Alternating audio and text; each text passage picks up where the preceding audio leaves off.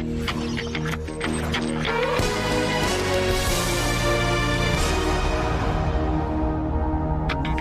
7 days of fighting chess, we have reached the final in the Goldmoney Asian Rapid with Vladislav Artemyev, a debutant in the Meltwater Champions Chess Tour, against Levon Aronian, making it to his second final.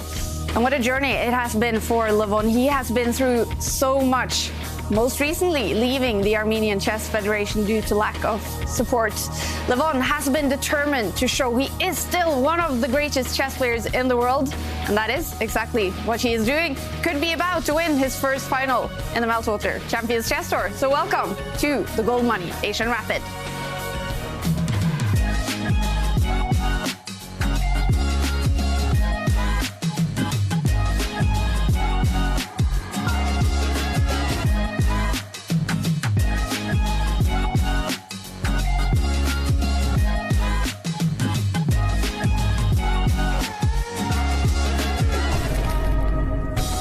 We started out with 16 players. Now these two are left to fight for gold. The youngest ever finalist in the Meltwater Champions Chess Tour, Vladislav Artemyev, and world number 5, Levon Aronian. Guiding us through the big final, as always, Women's Grandmaster Houska, Grandmaster David Howell. And David, first of all, 23-year-old Vladislav Artemyev, how impressed are you by him? He has been fantastic so far in the tournament. He started well in the prelims, racking up a huge number of wins, and he's continued that, destroying Anish Giri in the quarterfinals and in those semis yesterday, getting past Ding. To do that, you must be a phenomenal player, and he's showing he deserves to be here alongside the world chess elite. But now facing Levon Aronian, Jovanka, we talked to Levon yesterday. It seems it means so much to him to be in this final. Yeah, absolutely. And what a performance Levon Aronian has put on for us. You know, he came first in the preliminaries with 10.5 points. And yesterday he defeated none other than Magnus Carlsen himself, you know. And what a fantastic achievement, because he also managed to equalize that match and win it in tie breaks. It certainly means a lot. The fighting spirit is very much alive within Levon. Definitely. Magnus Carlsen, he was in the lead after the first day of semi-finals against Levon Aronian. And it was a hard-fought battle in the second one. It lasted 6 games and 5 hours, and eventually Levon Aronian made a killer comeback. Timing, wow! The worst timing possible for that move. It's a blunder. It just gives away a pawn, at least, for free. Black's king steps forward. White is completely stuck. White has no moves. The white knight can never move because it has to stay defending its pawn. The white king, as soon as it retreats, the black king steps forward. Black king stepping forward. Okay, so... wow, this is so tense. Magnus, he actually just resigns. When Magnus Carlsen and Levon Aronian met in battle on the last day of the Goldmoney Asian Rapid semi-finals, the stakes were high. Okay, doesn't. No, but this is a blunder. Oh, Magnus has blundered away his advantage. This is unbelievable. Yeah, he just walked into a double attack. We might see the longest game ever on the Champions Tour. On the Champions Tour, History of the world. So I think Magnus about to give up on his winning chances. Just endless checks. Yeah. It's finally over. 128 moves later, they finish in a draw. Magnus Carlsen and Levon Aronian. The dramatic match between the world champion and the Armenian lion was settled in the tiebreaks. Magnus, 35 seconds, 36, 35 seconds. Oh, it's getting dangerous now on the clock. What's happened to the world champion today? It feels like he hasn't got in the flow. Levon playing fantastically well there. Now, Black has 2 pawn islands, 2 isolated pawns on that left side. One of them's going to drop off. There's too many weaknesses now. Magnus resigns. Wow, it's over. Levon Aronian, he's on fire. Magnus needs to be quick. He needs to be sharp and come up with something miraculous in this position. I don't see it yet. Magnus really struggling to survive. The Black Knight jumping in now. And Magnus resigns. Look at Levon Aronian. His hands up in the air. He is the winner of the semi-final against Magnus Carlsen. I think I was playing better yesterday, but I wasn't having this fighting spirit. Today I was playing terrible blunders, but at least, I was fighting till the very end. And with that fighting spirit, Levon Aronian won 2 games in the second match to take it to tiebreaks, where he won both blitz games against Magnus Carlsen. And David, how big of an achievement is that actually by Levon? It is huge. Nearly nobody gets the better of Magnus, especially in Blitz games. Actually, Magnus went 10 years of his career without losing Blitz playoffs, and now Levon Aronian showing that he's not to be messed with, even in these short time controls. He's super sharp. And Artemiev also made a comeback after Ding won the first match. The Russian won 2 games to take it to tie breaks and winning 1 Blitz game. He knocked out the world number 3 from China. So Ding Liren and Magnus Carlsen will now play the match for 3rd place, while it is Artemiev and Aronian who will fight it out in the final. And Ivanka, the big question: who do you hold as the favorite and why? Oh, it's a very close one. I mean, both players, Levon and Vladislav, have been shown to be in such impressive form. They've been resourceful, they've been combative, they've been dynamic. But if I'm going to nudge someone out, it's going to be because they've had an incredible, magical dose of luck, and I think that's going to be Levon Aronian. Ooh, all right. And David, just a reminder, how will this final be played? So the final will take place over 2 days, today and tomorrow. Each day is 1 match consisting of 4 games. And the best of those 2 matches, if it's a tie, if it's 1-1, after today and tomorrow, then we will go down to tie breaks. Time will be slashed. It's going to be Blitz and Armageddon chess in order to find a winner. And the winner will take home a bunch of money and the gold in the Goldmoney Asian Rapid. That's a cool prize. And we also have a very cool prize in the question of today. Yeah, we have a bumper prize available for our question of the day. And so there you can see it. 1-year Chess24 Premium membership, 1-year Play Magnus Plus membership. That's 3 apps there. And if that's not enough, the newly launched Chessable course, Master Your Chess by Judith Polgar. Now, the question that we're asking is, what is your favorite chess piece and why? But in order to enter the competition, it requires some precision, because when you tweet your answer, you have to use 4 hashtags, and they are Chess Champs, Opera, Personal Browser, and Goldmoney Asian Rapid. So remember, you have to include those hashtags to enter the competition. But boy, what a prize. Very cool. 4 hashtags. Yes, remember, everyone. All right, now Levon Aronian, as many know, has been one of the biggest sports stars in Armenia for so many years. It was therefore a big shock when news broke in March that he was switching federations from the Armenian to the US Chess Federation. And back in March, when this news broke, we had to talk to Levon about his big decision. It's more or less connecting with me wanting to fulfill my potential.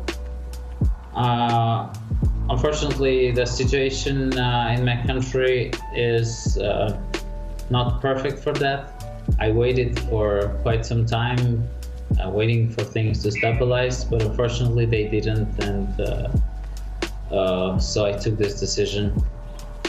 Based on me judging from the current situation, I believe that this is the best decision for me personally and also for my nation, and I will be happy to represent United States. It's something that I felt I had to do. I plan to move to St. Louis. I've been there many times and I enjoyed being in the city of St. Louis. Some information gets spread, which half of it is not true because people just hear something and they assume something, and of course, it's quite annoying because your motives can get twisted by people who don't really know you. I'm a very open person, and all of my decisions have a certain logic. I believe that if you're given something,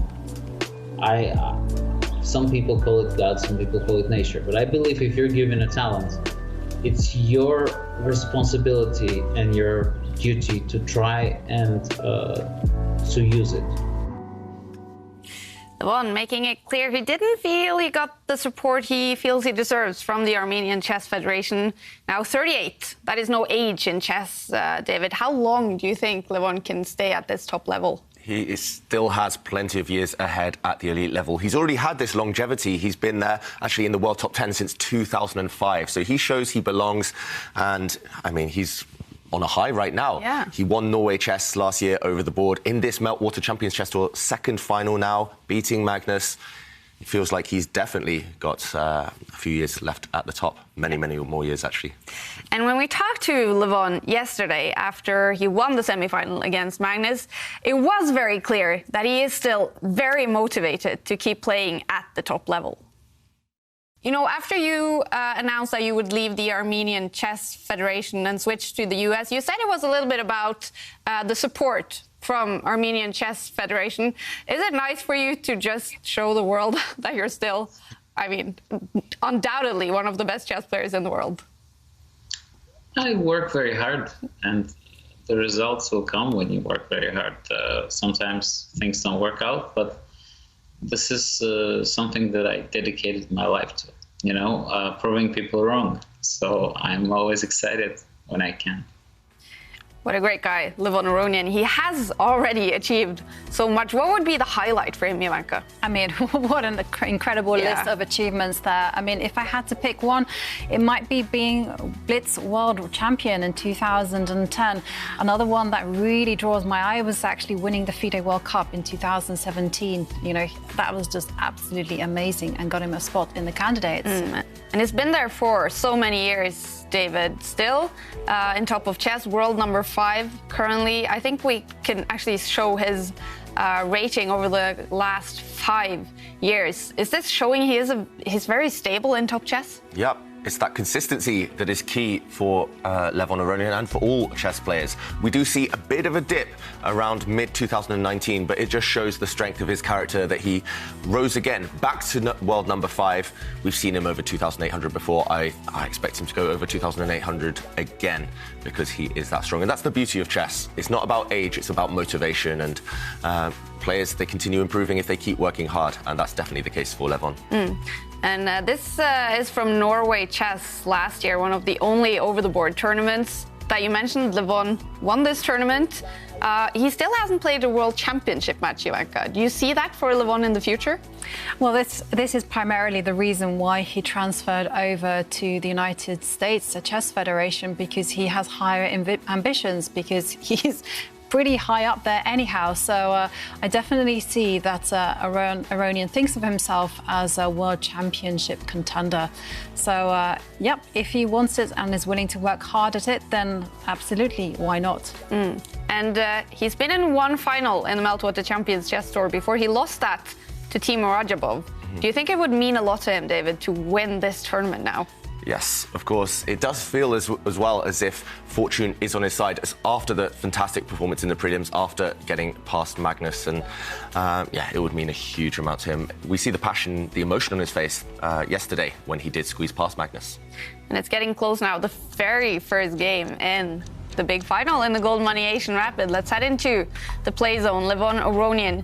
He is actually sitting in Paris right now after playing a tournament there. Artemiev sitting in Russia. They will face each other in the big final, and we know Magnus Carlsen in Oslo and Ding Liren in Beijing. They will fight it out in the match for 3rd place. And well, if we look back in time, 7 days when the preliminaries started and when the preliminaries ended, Levon Aronian was on top, Artemiev was in 2nd place. They both made it through from the quarterfinals, Levon beating Arjun Erigaisi and Artemiev crushing Anish Giri. And then we did have those semi-finals. But just from the start of the tournament, these two have been the best players. Yeah, they've been most impressive. I mean, like I said, absolutely fantastic play from both of them. I've been really struck by both of these players' fighting spirits. Both of these had to come back from behind in order to win yesterday's semi-finals.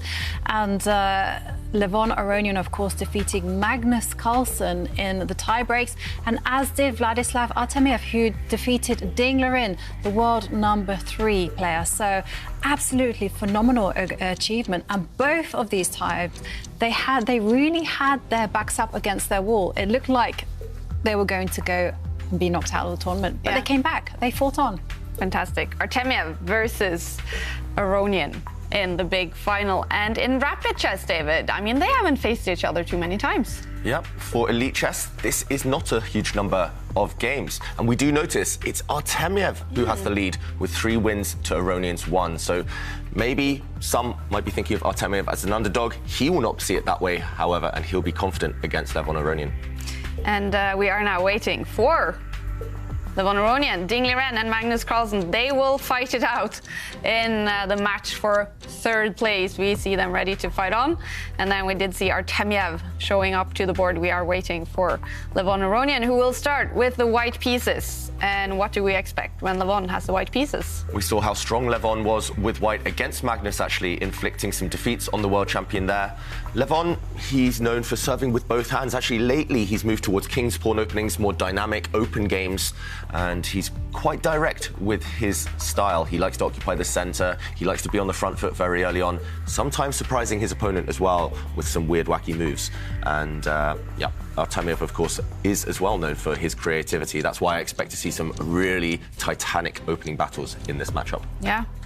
Now, Artemiev, that is a debutant in the tour. We have gotten to know him in this tournament. What is his playing style? What is Levon up against here? Well, he is up against a very active, dynamic and positional player. Artemiev is fantastic in the middle game. He has a great sense of where the pieces belong. He's also fantastic at calculation. He's really renowned for his great endgame play. A place where he's not so well known for or well regarded is actually his openings. He doesn't love them, and as a consequence, he's always trying to. He's a bit of a maverick there, and he goes his own way. So, in light of this, I'm actually expecting Levon to take things into the mainstream, and the games have kicked off, and Levon has opened up with a queen's pawn. Yep, so will we see a variation of the Queen's Gambit opening? White's last move is non-committal. White just bringing his knight out, and Artemiev we see thinking slightly at this early stage. He's just choosing which system he wants to play. And as Jovanka mentioned, Artemiev, at the very top level, sometimes his opponents frown upon his openings. They think, oh, that's not objectively correct. But he always has interesting ideas everywhere. They might not be recommended by computers. They might not be seen too much at the top level, but... And here we go. Here we go. You know, he's already diverging from paths well trodden, and he's done a very unusual move where he's picked up the light squared bishop and developed it outside of the pawn chain very early on. This is considered not to be the best move. Yeah, we normally say knights before bishops, but Black brought his bishop out first, and that's why Jovanka may be a bit surprised by this option. Now Black does bring his knight out. So a bit of tension in the centre. I would expect to see Levon Aronian maybe bring one of his bishops out now.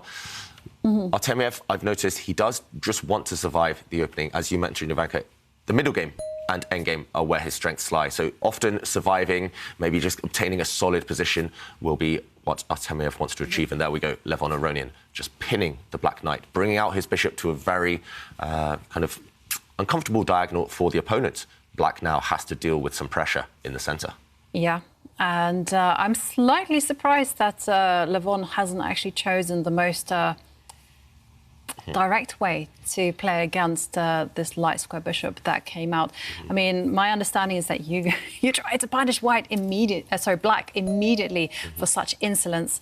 And now the big problem here for Levon is if he does not put any form of pressure on the Black position, well then Black's pawn structure development will be absolutely perfect, and everything will be beautifully done, and they will have a very comfortable game. So I'm expecting to see perhaps the knight coming out to the edge of the board. Okay, and it's there on the board. That's the move that I would play. And basically White will be trying to extract something. So it might be something like the bishop pair, maybe superior development or superior pawn structure. And in this particular case, time or the bishop pair. Yep, so White's knight going to the edge of the board, attacking Black's bishop. That Black bishop couldn't really escape without getting hit by some pawns maybe, so it steps back. It still can be captured by the white knight, but at least if that happens, when the white knight captures that bishop, black will take with the pawn and open up a line for his rook. So Artemiev just keeping nice and solid. If you look in the centre right now, black's pawns there, we call that the triangle formation actually, because it's just so solid. Black occupying the centre with pawns, just creating this real rock in the centre of the board. And Aronian now just pushing a pawn, just getting ready to develop. Black's just going to complete development as well as soon as he can. And as you mentioned, Jovanka, black has the ideal setup, but it's very defensive. And white often tries to nibble. White has a little bit more space because of his advanced pawns there on the left, and often he'll bring out a queen.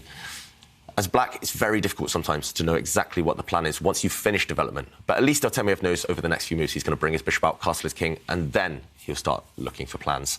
Aronian already thinking about how to put extra pressure maybe on black's position. Yep, and I definitely do agree that black is a little bit on the passive side, but it's very, very solid. And that triangle formation that black has in the middle of the board, it's also incredibly flexible because, you know, black can either challenge forward with a pawn in front of the king or another light squared pawn. OK, but we do have a move from Levon, and I actually expected this move right from the beginning. But OK, and... so white's queen did come out. She was eyeing up a pawn. She was attacking a pawn on that line, and black decided there was nothing else to do. You don't really want to push pawns and kind of loosen up your own position. So black blocks that attack from the white queen with his own queen, so offering a queen trade. And now Levon says, yes, we can trade queens, but it's going to be on my terms. I'm going to try and attack your queen now. If black takes the white queen, if black trades those queens off the board, then white's pawn will capture towards the centre, opening up a line for white's rook. So big, big decision now for Artemiev. Do you try and head towards a type of endgame where you might struggle in a way against white's activity on that left side of the board, or do you keep queens on the board? Do you retreat with the black queen? Yes, you've lost a move, but you've forced white to clarify the tension in the centre, and black retreats the queen. He's keeping as much tension on the board as possible. I like that decision for black a lot, although I do notice the evaluation bar doesn't. So black keeping the queen on the board, losing a bit of time, but at least now black can kind of finish development very safely. Totally. And one thing that black will be looking at doing is actually challenging the dark squared bishop that white has. And I do like Levon's play. You know, he's determined not to take the bishop immediately. He's leaving it to the last minute. And instead, he's just making improving moves. And now one of the things that black will do once white has decided where the action will be, so that basically means where white puts the king, black will immediately follow suit. And one of the kind of very combative ideas that black has is actually to trade off dark square bishop, and you can do it via a really strange maneuver where you tuck the bishop, you move it, retreat it one square back, and then it moves to the right. And it's all to do with the pawn structure. So the whole point is that white has fixed those pawns in the center. There's no tension there, and because of that, black will be preparing a challenge in the centre at the right time. And but Levon is really playing the cat and mouse game, a wait-and-see approach. He's not committing any of his pieces to any squares, and instead has drafted in the white rook to stare down the black queen. And this discourages any potential openings, pawn openings that black had if they wanted to challenge the left side of the board by pushing a pawn. Yeah, so exactly. Black's main plan in these types of positions is to chip away at white's pawn chain here. So you want to erode that structure. Normally you want to push a pawn and kind of break down the head of that pawn chain. So after pawn takes pawn, we would suddenly see the white rook unleashed on this line. And now, for example, white could even think about bringing his knight forward, because the knight cannot be captured. The black queen would fall behind now, behind that black pawn to the white rook. So right now, Levon Aronian trying to set up these small kind of tricks with his last move. I would expect to see Vladislav Artemiev at the right moment. He's just going to castle. But first, he might think about your plan, Jovanka. We didn't show it in too much detail, but we should show it now because it's going to become very relevant, this bishop dropping back. And if white just continues development, the black bishop tries to trade itself off for white's very powerful piece here, which controls so many squares. And if these bishops leave the board, these two bishops, then I think black is completely fine. Black is slightly cramped with his pawn structure. He has less space, and therefore trades should help him. Yeah, and there's one important point that we should mention. The reason why black is not taking decisions with the king is because if black were to very automatically castle the king to the right, then it's not necessarily guaranteed that white will follow suit. I mean, white might, for instance, just play knight takes bishop, and after pawn takes knight, maybe develop the bishop, one square, and then the big plan is you take a look at that rook. Yes, it's going to get a life of its own once the pawn starts marching forward, and white will really bulldoze a line for attack. So this is very scary. So that is why black should be cautious and not commit the king to any square whatsoever. Yeah, so let's go back to the players, because Artemiev does have this big decision ahead. Will he castle his king and invite that type of idea, which is very much in Aronian style as well? Or will he just maintain the tension, maybe go for that bishop trade? That's the first thing that will come to my mind. I don't think black's ready to push any pawns while his king's in the centre. I don't think he's ready to challenge white's structure. Therefore, initiate those trades. Just go back to basics. Just think, OK, I'm a bit cramped. I don't have so much space to manoeuvre. Therefore, I need to free up my position. And there we go. You called it. I feel like high-fiving you, David. Yeah, I almost did. I know. Oh, we missed the moment. We missed the moment. We'll high-five if we predict another move. OK. But, yeah, right now, Aronian does continue. He does develop his bishop as well, I think, as we predicted. Yeah. So right now, Artemiev most likely to just continue his plan. He's going to offer this trade of dark squared bishops, and very balanced so far, both sides playing very logical moves. And, yeah, I'm liking it. It's shaping up nicely. All the pawns, all the pieces still on the board as well. And that is that's shaping up nicely. That shows that we're going to have a very exciting final. And, OK, the bishop's leaving the board there. And Levon Aronian pushing forward.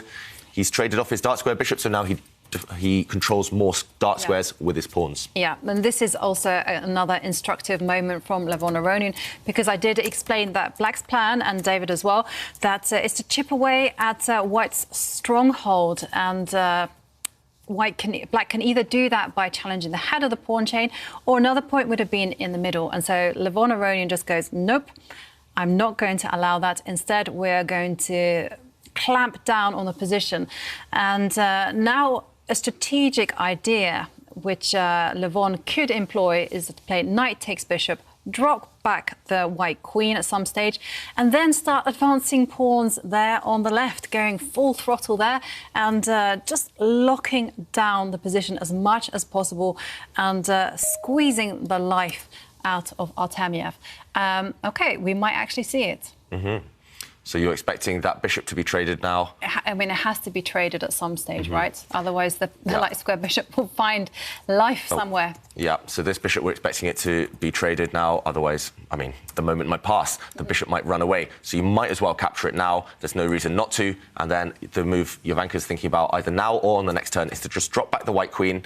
And as soon as black tries to break out, actually, black doesn't have many plans. He doesn't have many pawn breaks. And his knight's especially lacking squares, this one in particular.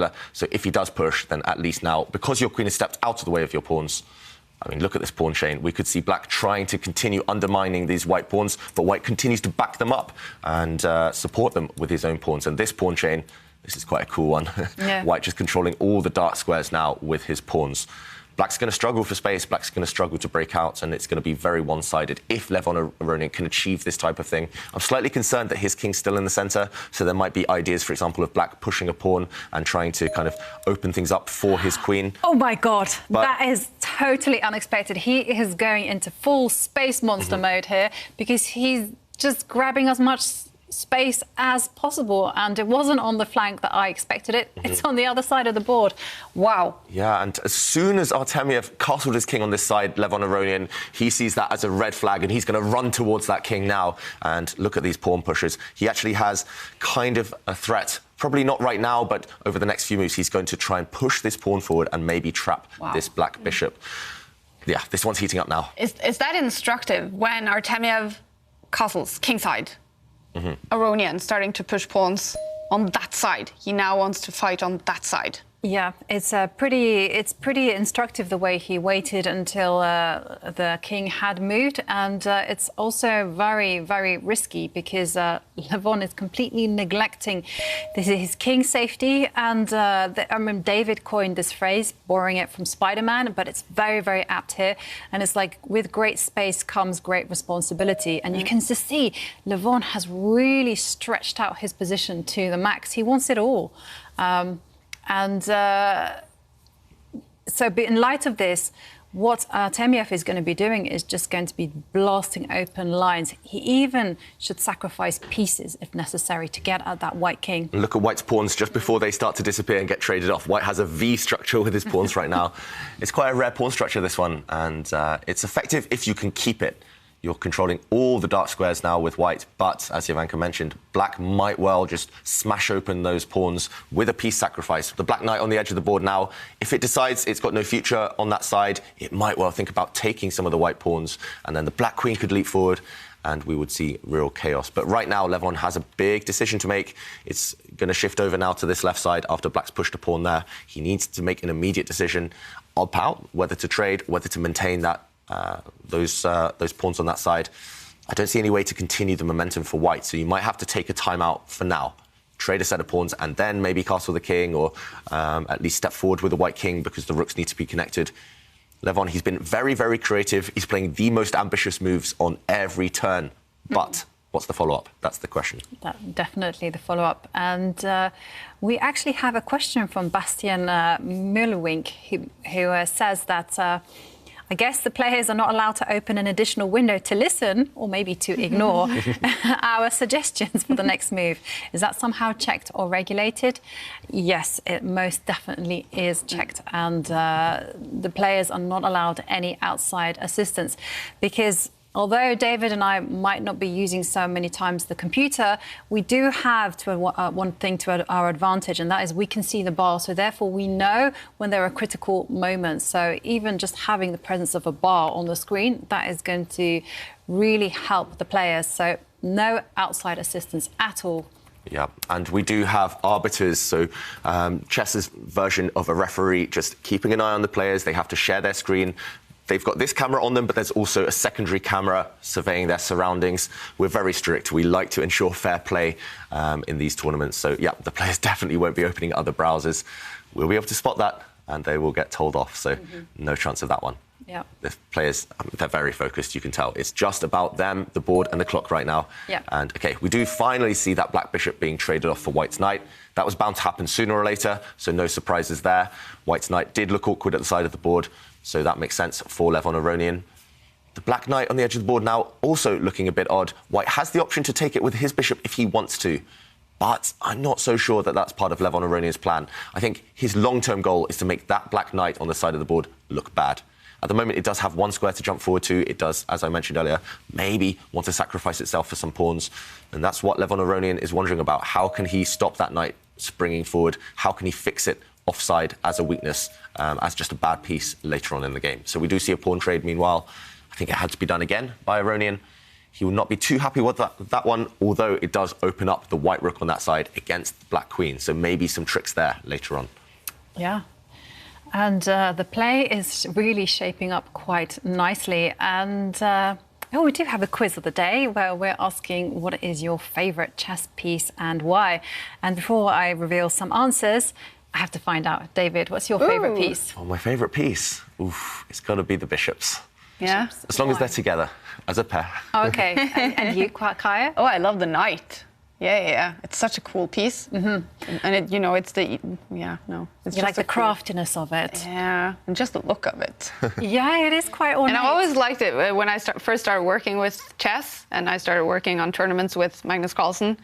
It was always the piece before the game started. He would give the most attention, always like switching it, looking at each other, the two knights, and he always spent some time with the knights. It was almost like he was talking to them. Yeah, you guys will be my knights. It's true, actually. We have a special affinity with the knights. Yeah.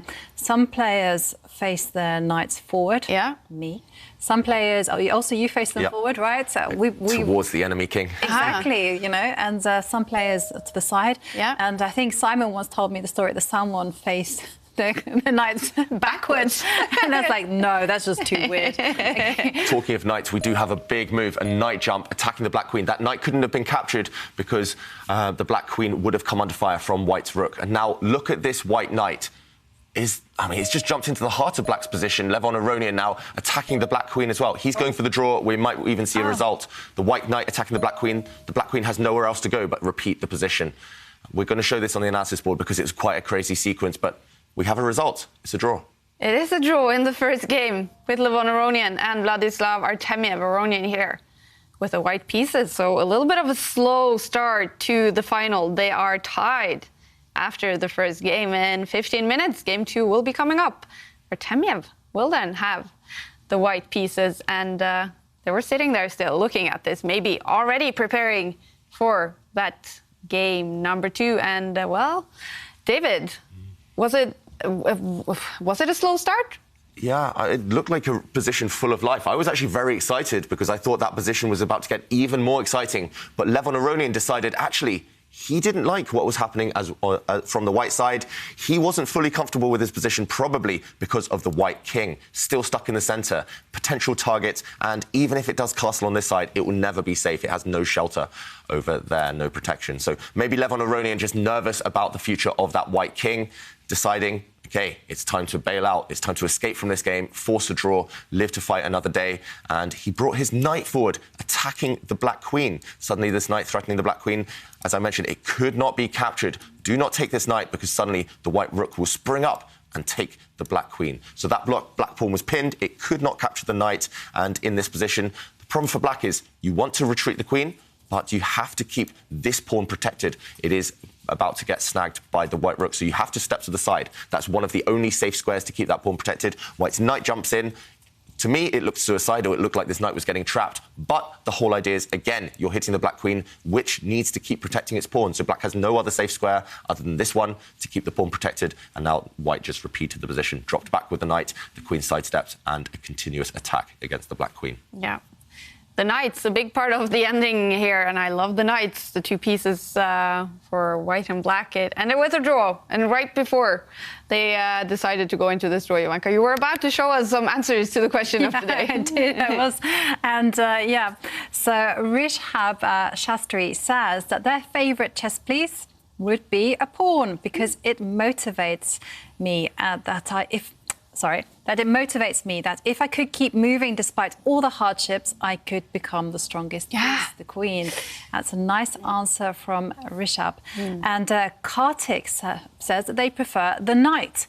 They're tricky and unpredictable. It could just take one move to put them to the best square possible from a horrible one. And sometimes it could take an entire game, which is absolutely true.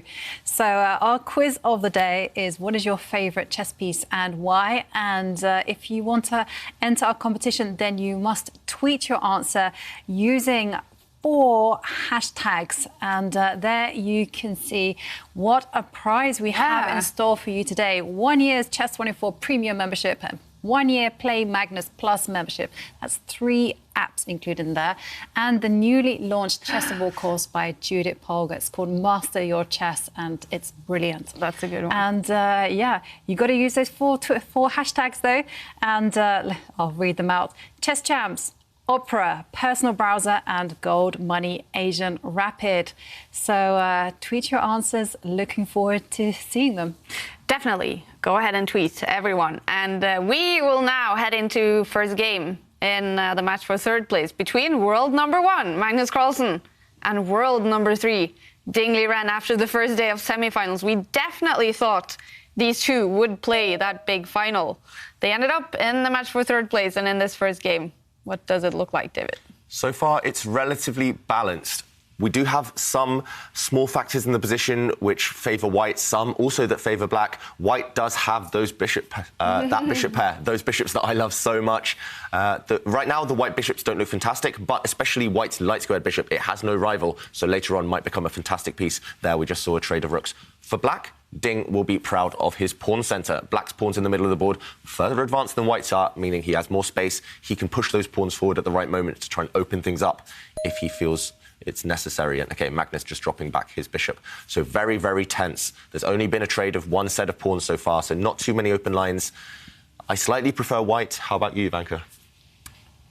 I like my pawn centre, so I'm going to choose the opposite. I kind of like black position. Yep. So I think it's just taste, right? I mean, the position looks to me a little bit... I mean, having said that, there's a lot of potential with the bishop pair, so I'm always a little bit wary of that. But for the time being, I do think that black is OK. Yes, for sure. And that's another reason we love chess so much, right? Because it is purely a matter of taste. Both sides have their pluses, their minuses in the position, and it's going to be about who can outmaneuver the opponent, who can use the strengths in their position and not allow the opponent's strengths to become too relevant. Magnus there just bringing his rook across, potentially going to attack the black queen. And, yeah, Magnus's air quality as well. Better than it has been on some of the days, but still very warm. Incredibly warm, 28 degrees. And, yep, his air quality could be improved when it comes to temperature. And a nice move from Magnus, moving his rook so it stares down the black queen. And Ding, I just like this move. You know, it's very precautionary, but it's a good one. Just moves the queen out of the eye line of the rook. And also, maybe that queen on a fantastic day might even start looking at the right side. Yep. But obviously, there's a light square bishop there, yep. acting as the guard. So whilst that bishop is there, nothing is happening, but maybe. Yeah, something felt off with Magnus's play yesterday. He wasn't quite at his best, maybe not at his sharpest, and that often happened in really wild, complicated battles. He would occasionally make these small blunders. That's why Magnus just trying to play super solid chess right now, keep everything defended. You did mention it, Ivanka, that black queen may be going on an adventure, trying to lead from the front. That black queen stepped forward, attacking one of white's central pawns, forcing the white rook to shift across to a passive square. I don't like that move by Magnus too much, that white rook. Maybe it was necessary, but that white rook, not a happy piece. And maybe it's time for Ding to continue being active. I'm thinking of picking up that black pawn on the H line, trying to push it forward to destabilise the white king. White's king, super safe. It's got a nice structure around it, but maybe you can start to probe for some weaknesses on that flank. It feels like black needs to do something. If Magnus gets time to use the white queen, maybe play on the other side of the board, on the left side, then he will have the advantage. So it does feel like now is the time to take some action for Ding. Yeah, I completely agree. And the move that you suggested, in my opinion, very classy move. It could backfire. It could... Well, it doesn't matter because, I mean, just look at it. I mean, just you got to. The queen has moved on a quest to perhaps hunt the king. Why not involve the pawn in it as well? And it's a move that's become very trendy at the minute, especially. I mean, I know Simon Williams has been advocating it for ages, and then it kind of did catch on, but it never caught on until AlphaZero, the neural... I can't... Networking engine program, started employing this kind of maneuver. And the whole idea is just to soften up the white pawn structure around the king. Yep, so this is the move we're expecting from Ding right now, to push this pawn forward and then try and push it again next move. If white does nothing, if white, for example, plays slowly. Actually, I'm expecting Magnus to do the same, but on the opposite flank, to push his pawn here to try and destabilise this black bishop. But, OK, if Magnus doesn't do anything, if he plays too slowly, for example, if he drops his queen back, suddenly we see the reasoning behind black's pawn push, the black pawn pushing forward. White doesn't really want to capture it. White would ruin his pawn structure, open up his king. But if you leave this pawn to survive, then it has options. It could trade off for this pawn. But even more deadly idea, supported by AlphaZero, as Ivanka mentioned, this is always advocated by computers now, to just push this pawn further forward, push the black pawn, and this pawn is always going to create checkmating ideas around the white king. If you have a pawn on that square in your opponent's half, it's a real thorn in the opponent's side, and that pawn could definitely help support an attack later on. So that's the plan I expect to see Ding put into action. Let's see whether he comes up with it. He will be calculating, if he pushes this pawn, whether Magnus is quicker with his play on the opposite flank. That's the only worry now for Ding. Otherwise, I think he would have played that move instantly. Now, I remember from the semi-final day yesterday, it was in that final game where Ding had everything still in his hands, and he played very aggressively, right? Yes. But then he sort of stopped playing aggressively, and that backfired. Yeah. Is he learning from that in this game today? Somehow, maybe a very different game. it's a different game, but you're right. Those kind of thoughts, they linger in a chess player's mind. No matter what the tournament is, I've been there plenty of times. If you have one bad defeat, or if you feel that you made one bad decision, or you kind of played one specific style and it didn't work, then that's gonna cause you some kind of indecision later on in your future games. You're going to think, OK, he does go active, however, he does push a pawn in the centre. Not what we expected, because Black's pawn centre there, it looks fantastic, and actually this pawn trade opens up White's rook on a central line. But maybe there are specific ideas. White's knight's under attack now, it has to move away, so it won't be able to protect the White king. Maybe Ding just trying to gain some squares, gain some counterplay. Maybe you just didn't see any other plan. Yeah, somehow I feel that I don't quite like this plan at all, because when I look at the consequences of this move, unless there's something concrete, all Black has done is actually lengthen the diagonal of the dark squared bishop. And I can... OK, well, we are actually seeing some direct action from Ding, so I might have to eat my words. But so the Black knight coming forward, attacking a pawn, Magnus just reacting and defending that pawn. But is there any knockout blow now? Is there something that Ding can do just to clarify the situation on the right? I'm not seeing it yet. It looks nice and pretty for Black. The Black queen very active, the Black knight trying to team up with the queen for some kind of attack. But what's the follow-up? White's pieces are huddled together, but in great defensive formation. And, OK, Ding decides he can go for it. He's gone with a knight sacrifice, offering up that knight. If it's captured now, OK, Magnus ignoring that knight. If it was captured, then the Black bishop would have come to life. It would have taken a pawn, pinning the White rook and coming towards the White king. Magnus ignoring the Black knight, which is actually pinned, and he just brings his knight forward, attacking Black's bishop and also defending one of White's pawns in the centre of the board. We're going to see a result here, because Magnus has just refuted Ding's attempt at an attack, and you can see Ding is absolutely upset with himself. He's shaking his head. He did not see this move. I mean, what a fantastic response from Magnus, because like you said, the Black knight cannot move, and also the White knight is threatening to jump into the position and fork the rook and the queen. Is there there's a check, right? What happens if Black plays knight check? Just for pity's sake. So, yeah, too many threats in the position. Yeah. Yeah, I really don't see anything for Ding right now. No, I don't see anything either. He looks like he's just giving up here. Yeah, he just looks absolutely despondent. Yeah. And I bet you he's thinking about yesterday's moment, because he made... So close. Yeah, it was like a butterfly effect type of move. He made one little rook check, and that rook check had catastrophic consequences, because it meant that he pushed the White king forward, and, OK, we see a check on the board, and after bishop takes knight, queen takes bishop, knight takes bishop, and now the big threat, unfortunately, is queen takes pawn check. And that is going to be game over. Nothing to do about that. So Ding losing material. I mean, is there any hope? I have to mention as well, I mean, for Ding Liren, this is the first time he reached the knockout phase, because we know he's been playing in the middle of the night in China in the other tournaments, and he is, before this tournament, in 19th place on the tour standings. So he's fighting desperately to get those tour points to qualify for the big finals. Well, and I bet a third place and a fourth place here, he gives up the first game, is a big difference for him in terms of tour points. Yeah, every point counts, and he's not going to get those tour points or get as many if he continues to make those types of mistakes. Magnus was ruthless, though. Magnus spotted that from afar. Yeah. He predicted what was going to happen, and very impressive from the world champion. But, yeah, upsetting for Ding. Yeah.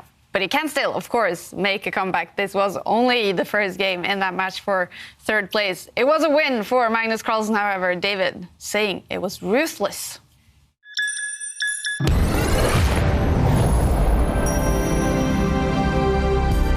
So in this position, Ding thought he had spotted a killer trick but it actually rebounded. It did backfire. Black here sacrificed his knight for just a pawn, hoping that Magnus Carlsen would automatically recapture this knight, and the black bishop would now be the fantastic piece. It would do all the damage because of this pin. After bishop takes pawn, white is in huge trouble.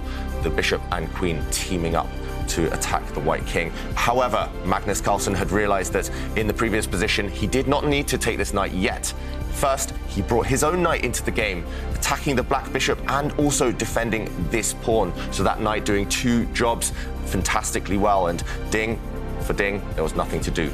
The black knight is pinned, it's trapped, it's going to be dropping off on the board on the next move. The only way to save it is what Ding tried. He brought his knight to the side, giving check, but Magnus said, okay, I'm just going to take you. He takes this knight off, the black queen recaptures, and after knight takes bishop, we see that white temporarily a piece up. If black takes, then queen takes pawn, wins the game. So black rook would drop off next move. All right, a win for Magnus Carlsen in the first game. The first game in the big final ended with a draw, and we now just started game 2. Artemiev with the white pieces. What's happening? Early days. Black has just won a pawn, taken a pawn, but that knight will drop off. That knight now will capture that pawn on the next turn. All right, and ooh, there That's you a very close-up, very close-up image of me. Nobody wanted to see that, so we're back to the board. We're back to the players. White has regained the pawn that was captured, and now Black occupying some central squares with his pawn. This last move, not so common, actually. Normally, Black brings out a knight there to try and continue developing. So Artemiev, he's actually an expert in these types of positions, I should mention. Yes, it's not what we usually see from the top players. It's no direct pawn pushes in the centre. He's playing what we call flank openings, and he's one of the world's leading experts at the plans for white later on in the middle game. Right now, just developing a pawn very modestly there for white. I expect to see Levon Aronian hurry to get the black king to safety. Do you think Artemiev was the player that was most happy, Jovanka, after the first game? You know, black pieces, a safe draw. Yeah, definitely. I mean, he played something that was a little bit unusual, and Levon didn't react in the best way. And it's a good for the player of the black pieces to have basically secured half a point, because it's like a moral and psychological advantage. It's like saying, hey, the game that you really should have put me under pressure, you didn't. And now it's my turn to have a go at you. And are we seeing a very different game in this one when Artemiev had the white pieces here, David? Yes, Artemiev, at least he has white now. He'll guide the game into quieter waters, or at least his own comfort zone, his own home turf. And that normally revolves around keeping a lot of pawns, a lot of pieces on the board, kind of just slowly creeping forward, a bit like a spider, just spinning that web into the opponent's half. And also, Artemiev, because he is so good at calculating, he is so tricky, later on, Aronian will be facing some sorts of threats. So Aronian just developing his bishop there. He's going to hope that he can control everything, keep everything protected, and that Artemiev can't break out later. Right now, Artemiev will be using those creative juices that he's so renowned for. He's going to try and come up with something more flashy than, I think, just castling the white king. That's the move most people would play, but not Artemiev. Or maybe he will, but Artemiev, he's looking for something else because that's his style. He wants to already start posing questions for Aronian. Yeah, this is actually isn't the most popular of opening choices. And yeah, you hit the nail on the head there, David. I mean, there was only one game in my database, and that involved white castling. But Artemiev has gone for a totally different plan, you know, potentially developing the dark squared bishop. And maybe there's even ideas of lining up the queen and a dark squared bishop on the same diagonal and going forward. I mean, the immediate question that Black has to answer is, how are you going to defend the pawn that is under attack? That pawn on c5. Will Black just push that pawn to defend it, you think? Is there other way? Is there another way? Nope, he just defends that pawn. Now Artemiev, how is he going to justify not castling the white king?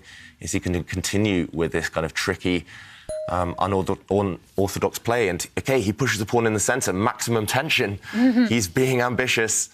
Yeah, again, most humans there, most players, including myself, will just castle the white king and just say, OK, I'll worry about the plans later. But not Artemiev. He's just initiated some trades in the centre of the board already at this early stage, and things are coming to life. That white bishop, actually both the white's bishops now on fantastic diagonals, potentially.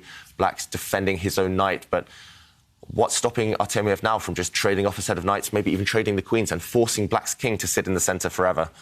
Yeah, it looks very promising for Artemiev already. Yeah, I mean, definitely this kind of pawn explosion in the centre has opened things up for Artemiev there. And I agree with you. The first move that springs to mind is just going knight takes knight. Simple and strong. Yep. And then after bishop takes knight, then queen takes queen check. Apparently, white actually has maybe an even stronger move here. I just took a peek at the computer evaluation because knight takes knight here for white. Trading off, it does give an advantage, I think, and that's what I would be attracted to right now. It is a trade. It's one of the moves we should calculate first, but white can even go and attack towards the black king. I think, actually, if Artemiev finds this move, Aronian's going to be in huge trouble. We're mentioning, Jovanka, that knight takes knight is strong. After bishop takes, the white queen can actually just capture the black queen, and black's king has to step into the centre. You cannot move this rook because you have to continue protecting this bishop. So if the black king takes, now suddenly it's on an open line. It will get attacked by the white rook as well. This is strong, but even stronger, as we mentioned, is just to keep the knights on the board, to bring the knight to this side. And suddenly, this knight's going to jump in. It's going to sacrifice itself. But the black king now a huge target in the centre of the board. Actually, this looks winning for white if he finds it. I don't think black has a good defence, a convincing defence. Black is going to be in huge trouble now. White's going to sacrifice the knight and explode open the position. Insane, absolutely. I mean, the thing is, though, it looks so bold and brave. Maybe it's too magical, in fact, an option, and that most people will be drawn to just the most straightforward approach. Because it's not that the most human move to you guys. I mean, it is a pretty human move, but I mean, when you're in an aggressive mood and you're looking for the attack, when you're kind of dangled a much more obvious, but also good move, it's sometimes a little bit more tempting just to simplify the position and just go, hey, make your king play in the centre without any protection. But I love the line that David suggested. Knight coming forward. I think I would only get it after a coach like tapped me on the finger and said, think again. And then I'd be like, oh, OK, there's something better. See, that's the thing. It is a human move, but there's a more human move in the position. There's a safe, sensible option that probably gives you a nice advantage anyway. So, yeah, I'm not 100% sure that I would find this. I don't think most people would be even looking for an idea like that. It does look... I mean, it's so weird to kind of suddenly jump forward with the knight, suddenly even sacrifice a knight and go for the black king here. Because white's king is also in the centre. It doesn't look like white's ready, but it turns out in this specific scenario, it's just very strong. And we were talking about favourite pieces. The knights, you mentioned, Kaya, your favourite piece, those knights are going to be the ones doing all the damage if he finds that move. If he brings his knight to the left side of the board, then he jumps forward again. The two white knights are going to combine and cause real havoc. Wow, and thinking for over 3 minutes now on his move, Artemiev, and is this also about timing? Does he have to find his move now? Yeah. Yeah. OK. It won't exist for much longer because black will bring out his other knight and then black will castle his king away to safety. The problem for black right now is that it takes 2 moves to castle. You need to move that knight first and then get your king to safety. If white goes on the attack this specific moment, black doesn't have those 2 moves. He's under fire immediately. So, yeah, timing is everything in chess and especially in this case. Ooh, OK. Tension is building, you guys. We are waiting for Artemiev's next move and we are looking for this knight move. Will he find it? Obviously, he's calculating several moves. They usually do. Is this definitely one of the moves he's looking at? I think so. The fact that he hasn't just played knight takes knight, which would be very natural, to do it quite quickly as well. I mean, he's taking his time. It's just his time control. His time limit is coming to just under 10 minutes on the clock. So, and suddenly, did you see? He just inched forward. Yeah. I think he spotted it. He was looking away from the screen for a moment because I think he was just wondering to himself, is this crazy or is it just fantastic? And he's realising that there is this option. Otherwise, you're right, Jovanka, he would have just traded off those knights within a minute or 2. But the fact he's been thinking for 5 minutes almost means that, he spotted it. He's just trying to weigh up all the risks involved, maybe. He's trying to calculate as much as he can. And I'm trying to just track his eye movements, and it does look like he's looking at the left. It's the left to the left. Yeah. And right now, that white knight, if it does jump... OK, he didn't play it. He didn't play it. OK. Maybe, it was definitely on his radar, just judging by that long thing, but maybe he decided it was just too risky, too brave. And, OK, another natural move, castling the king, but the moment has passed now, and Levon Aronian will be breathing a sigh of relief. if he'd spotted that idea at all. I expect now black to maybe make a trade and then just bring out his knight. Just the king, the black king, needs to rush to safety. It needs to hurry up, because if it stays there, the white idea of jumping that knight forward, it will still remain on the next turn. So right now, Levon Aronian needs to prioritise castling. Absolutely. All right. When he is thinking now, Levon Aronian, is there any other move, or is it just prioritizing getting those pieces away so he can get that castle? Actually, I just peeked and just looked at the computer assessment. There's only one move that maintains the balance, and that's actually to play knight takes knight. Yep. Anything else will lead to big problems. Yeah, so we're expecting Levon Aronian right now to trade off those knights in the centre of the board, actually to get rid of the piece that was going to do the potential attacking, which makes a lot of sense. So the key move right now for Levon Aronian, as Jovanka mentioned, trade off these knights, take this one off the board, and after the white bishop recaptures, attacking this bishop, block that attack, just bring out the black knight, and now black is completely fine, completely safe, because he's now only one move away from castling. And next move, he'll castle no matter what, and he should be fine, Levon Aronian. Yeah. And in fact, if we go back to the original position, I mean, if Levon were to play a very natural move, which is, if he's found it, which was to develop the knight, that would instantly lose. Yeah, so if black had brought out his knight, actually, he would have lost, because there would have been some trades, and black's king would still be caught in the crossfire, caught in the middle. But no, he did find the best move, as he often does, Levon Aronian, in these really critical situations. We saw this trade, and now black is about to castle. I think Artemiev, having missed the opportunity, will struggle now to create an advantage for white. Let's go back to the players. I don't know if Artemiev, whether we'll see him shake his head. Maybe he'll realise that he did have a missed opportunity. I don't see any reason now for black to be concerned. The white knight jumping to the centre, trying to get the bishop pair. Black just castling there. White's knight can capture a bishop, but there's not enough life in this position. The pawn structure is almost completely symmetrical, and that means no real weaknesses to target. I don't see any real worries for black yet, at least. I slightly prefer white's position because he has an active knight in the middle of the board, but that's pretty much the only imbalance right now. I think Levon Aronian definitely dodged a bullet in that one. Yeah, he definitely did. I mean, he really neglected developing his king and getting it to safety. And I agree with you, the pawn structure is totally symmetrical. All white needs to do is push one little pawn, and it's the same. But this also, unfortunately, means it's very difficult to generate winning chances. And if you look at the pawns in the centre, there aren't too many pawns. It's pretty open. So if Artemiev wants to do something now, he has to do it. I mean, he cannot mess around and make some improving moves here and there. It has to be with his pieces, and it has to have a purpose. Is there any way to add pressure to the position? I mean, I think knight takes bishop looks a little bit logical to try to get the bishop pair, but at the same time, that helps black because black's rooks have been connected. Is there anywhere else? Anything else? I'm struggling to see it right now for Artemiev, and that's why the evaluation bar has gone back towards the centre. Black's chances are almost level now. I think he's solved all of his issues. One thing I want to do with white is connect the rooks, bring the white rooks to the centre, but if you bring a white rook across now to challenge black's rook on the open line, it's just a trade. It doesn't really achieve too much. If you move the white queen, it's still a bit of a slow plan. It still takes another move to bring your rook to the centre. Black's pieces will start to spring out into action. Maybe I'm being too negative. Maybe there is something here for white, but Artemiev, he's asking himself these same questions. How is he going to put pressure on black's position before it's too late, before black's fully coordinated, fully active? And all black needs to do right now, Levon Aronian, is maybe improve the black queen, bring his other rook into the game, and all problems solved. Yeah, totally. I can't see anything to improve. And he does move his rook to challenge Levon's rook, but it is just a trade, like you say. I mean, there are ideas in the air if Levon doesn't initiate the big swapping piece swap operation. I mean, then the white knight can actually jump into some great squares on the left, but yeah. I mean, also I'm a little bit up. Yeah. Even that doesn't achieve too much, right? No, I know.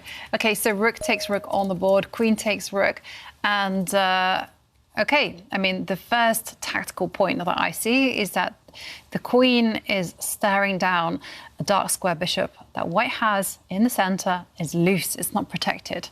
So does black have any fancy moves to, well, take advantage of that fact? Take advantage of this. Yeah, there's one move that comes to my eye. There's actually two ideas that I'm interested in here right now for black. One is to improve this rook. So, for example, you could just move your queen out of the way and the next move, bring the rook across to challenge white's queen. This is kind of the safe, solid approach. But if you do want to take advantage of white's loose bishop here, the one you mentioned, not defended in the middle of the board, it is loose. Now, maybe you can jump forward with the black knight and try to unleash your dark square bishop along this diagonal. OK, he didn't go for this.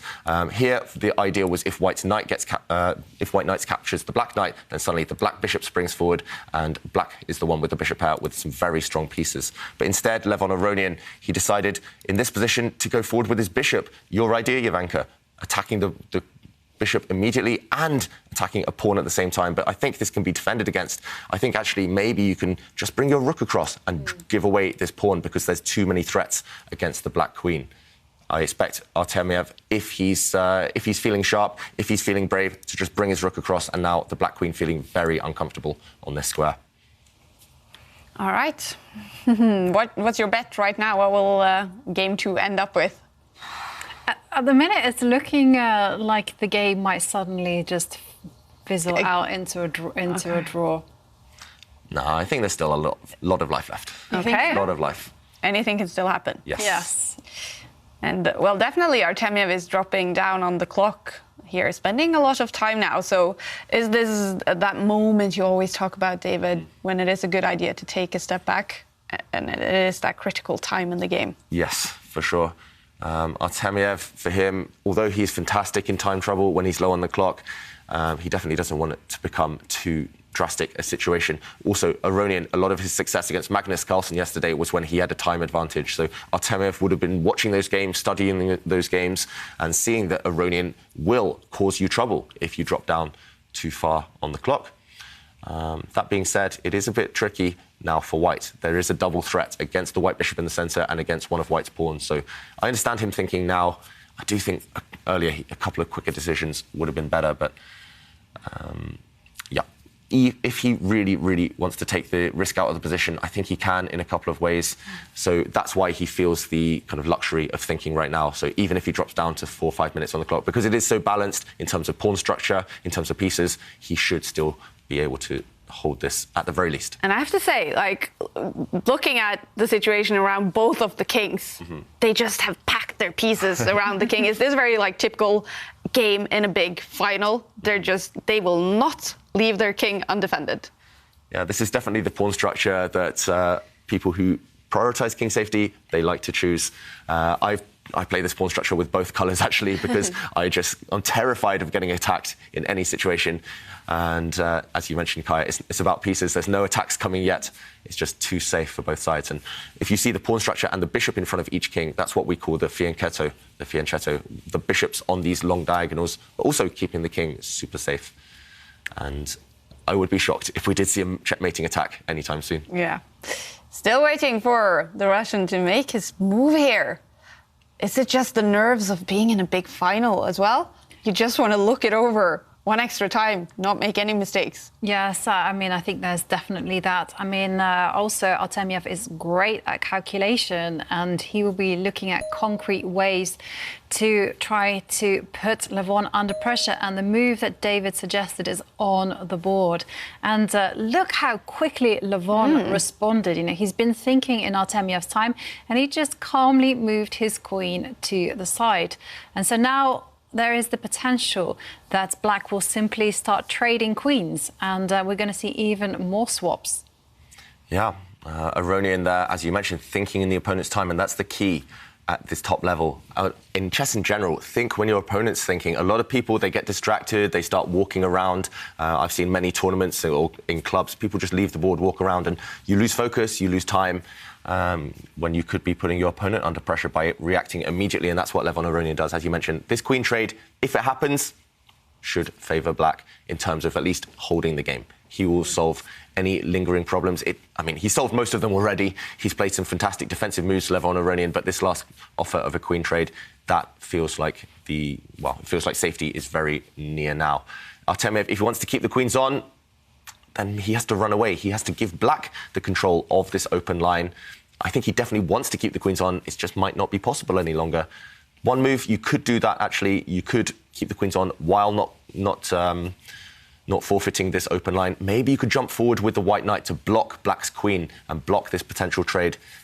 That's the only thing I see that white can try. Otherwise, black has nothing at all to be concerned about. Black's rook as well, about to become active. So that's the only move Artemiev can even consider if he wants to win this game, is to bring the white knight over to that side of the board. But with 3 minutes, it's not an easy move to play. It's not an easy decision to make. Maybe soon he's going to start thinking about escaping this game with a draw, just like Aronian did in the last one. Maybe he doesn't even like his position. And, 3 minutes against nearly 13. Yeah. This is getting dangerous now. If this is a trend throughout the match, Aronian is going to be rubbing his hands with glee. Artemiev cannot afford to go low on the clock like this for every game of the day. No, absolutely not. It's a luxury that he really can't afford. And, OK, he plays a very solid move. I actually was trying to work out what's going to happen if white put the queen on that square. But Artemiev taking a long think, actually, for this time situation and playing safety first. Yeah, that's what they say, right? Long think, wrong think. And this pawn push, it's a bit negative. Yes, it's keeping that pawn safe. It was under attack from the black bishop, but it's given black a free move with which to do something. That white pawn push not actually improving the position, not changing things too much. Black can, if he wants, just bring his rook to the centre. Maybe he can avoid the queen trade himself now. The black queen can jump out to an active square. I think there's a lot of choice now for Aronian, and things are slowly starting to turn in his favour, both on that clock, but also now on the board. Yeah, the move that I would just play, almost without thinking too hard, would be just to move my rook, just to centralise the rook, and again ask white, what are you going to do? And OK, he reads your mind again, Jovanka. You just have to start high-fiving every time you predict the move. There would be a lot of high fives. Yeah, just very sensible move there from black. Not committing anything, keeping the tension with the queens, and just, as you mentioned, asking Artemiev, what's your plan? What are you doing next? No plan for Artemiev, just pushing a pawn. But there was a pitfall, actually, in the position. I mean, white couldn't step forward with the knight, because then there would be all sorts of problems with the white rook and the bishop that are all lined up on the same line. So Artemiev just, taking one step forward with his pawn on the left. I mean, there is an idea behind this move. Potentially, the white queen will suddenly sidestep and line herself up along with the bishop and try to put pressure on this long, dark diagonal. Yeah, and also that pawn push is preparing the push of another pawn on the A line. That pawn might jump forward and start to attack black's light-squared bishop. So just gaining a little bit of space, slowly creeping forward. That is Artemiev's style, I've noticed, when I've played against him, when I've watched his games. He likes to slowly creep forward, slowly create those threats.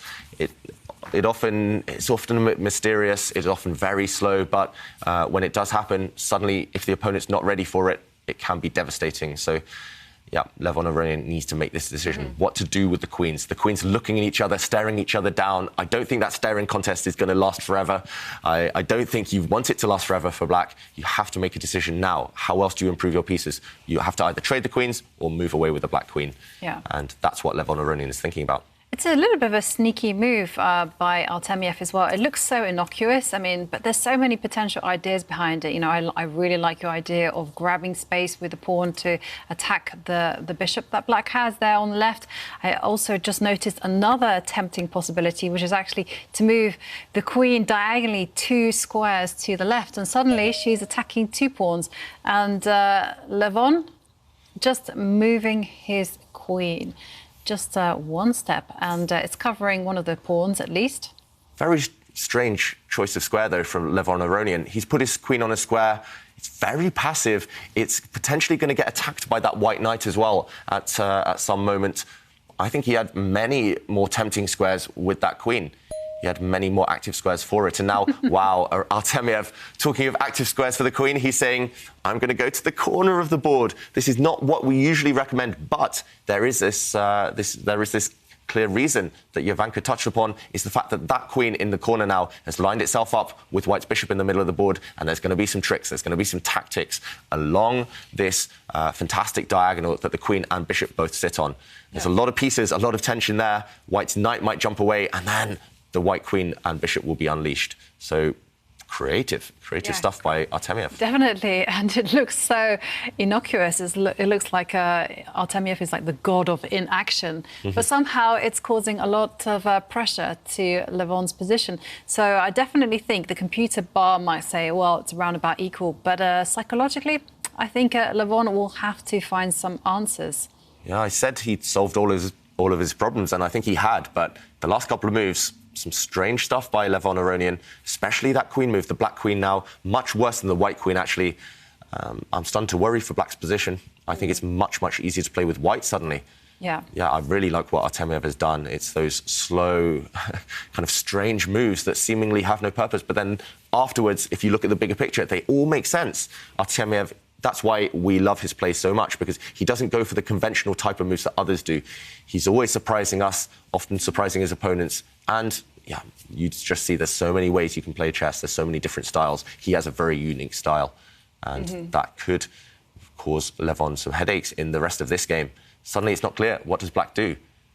I don't even see a move, to be honest. Or I see lots of moves, but no tempting moves that actually improve the position. No productive moves. OK, well, we do have a move here. He's challenged the the white knight. I think this is a big mistake, Jovanka. It looks horrible. I mean, what's he doing? Look at Levon. He's shaking his head. Levon realises immediately, I think, that he's made a mistake and blundered.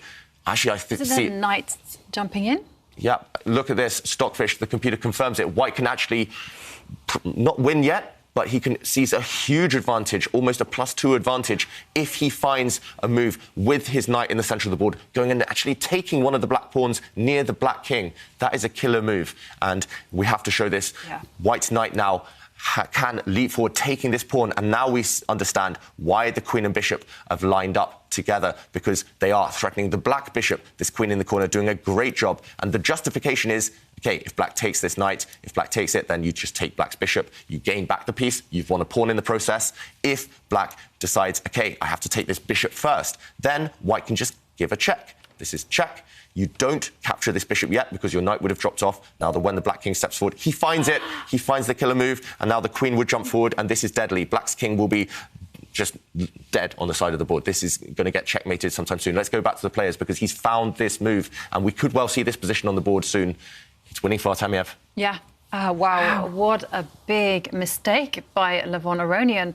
I mean, and it just came from a very gentle position. Absolute fireworks on the board, all thanks to that blunder, retreating the knight. And, wow, Artemiev, being a very active, dynamic player, didn't need asking. He just dropped the knight in and said... He's so sensitive to these kind of key moments. That's one thing about Artemiev. We mentioned he's a fantastic blitz player, and also he's won a very strong bullet tournament recently. OK, he took back that bishop. Yeah, I mean, because the knight, you cannot capture the knight, because after king takes, the queen will just step forward one square, and she will win the bishop. Yeah, so we're expecting to see white's queen step forward one square. This is strong as well. White will just be a pawn up for nothing. But I think the other variation was just winning immediately. I think black would have been completely busted, no chance. Now black's a pawn down, but at least it's down to an endgame. If the rooks come off, it's going to be queen and knight against queen and bishop, and the queen and knight often better as a combo. And of course the clock. And the clock. So 7 minutes up on the clock, Levon Aronian. Yeah. So he has chances despite the fact he's down a pawn. This isn't game over yet, but Artemiev, I think he could have found an even stronger kind of flourish there to finish off his trick. And, yeah, it was very sharp from him to spot that, but maybe it is just having under 2 minutes that caused him to keep things simple now. Now there's no more checkmating attacks. It's just a pure endgame technique. I think what happened there, David, is that whole chess expression that we have, you know, where we say, if you find a good move, look for a better one. And I think Artemiev just saw a good move and was like, that's enough. It's going to be great for me to win a pawn. be comfortable in an endgame. And he didn't see that, in fact, there was one that he was 100% winning. Yeah. I mean, he's still 90% winning, but not 100% anymore. And I still would say Artemyev's a big favourite to convert this. I think Black's drawing chances are very small here because Artemyev, firstly, he's so strong in the endgame. His technique is normally fantastic.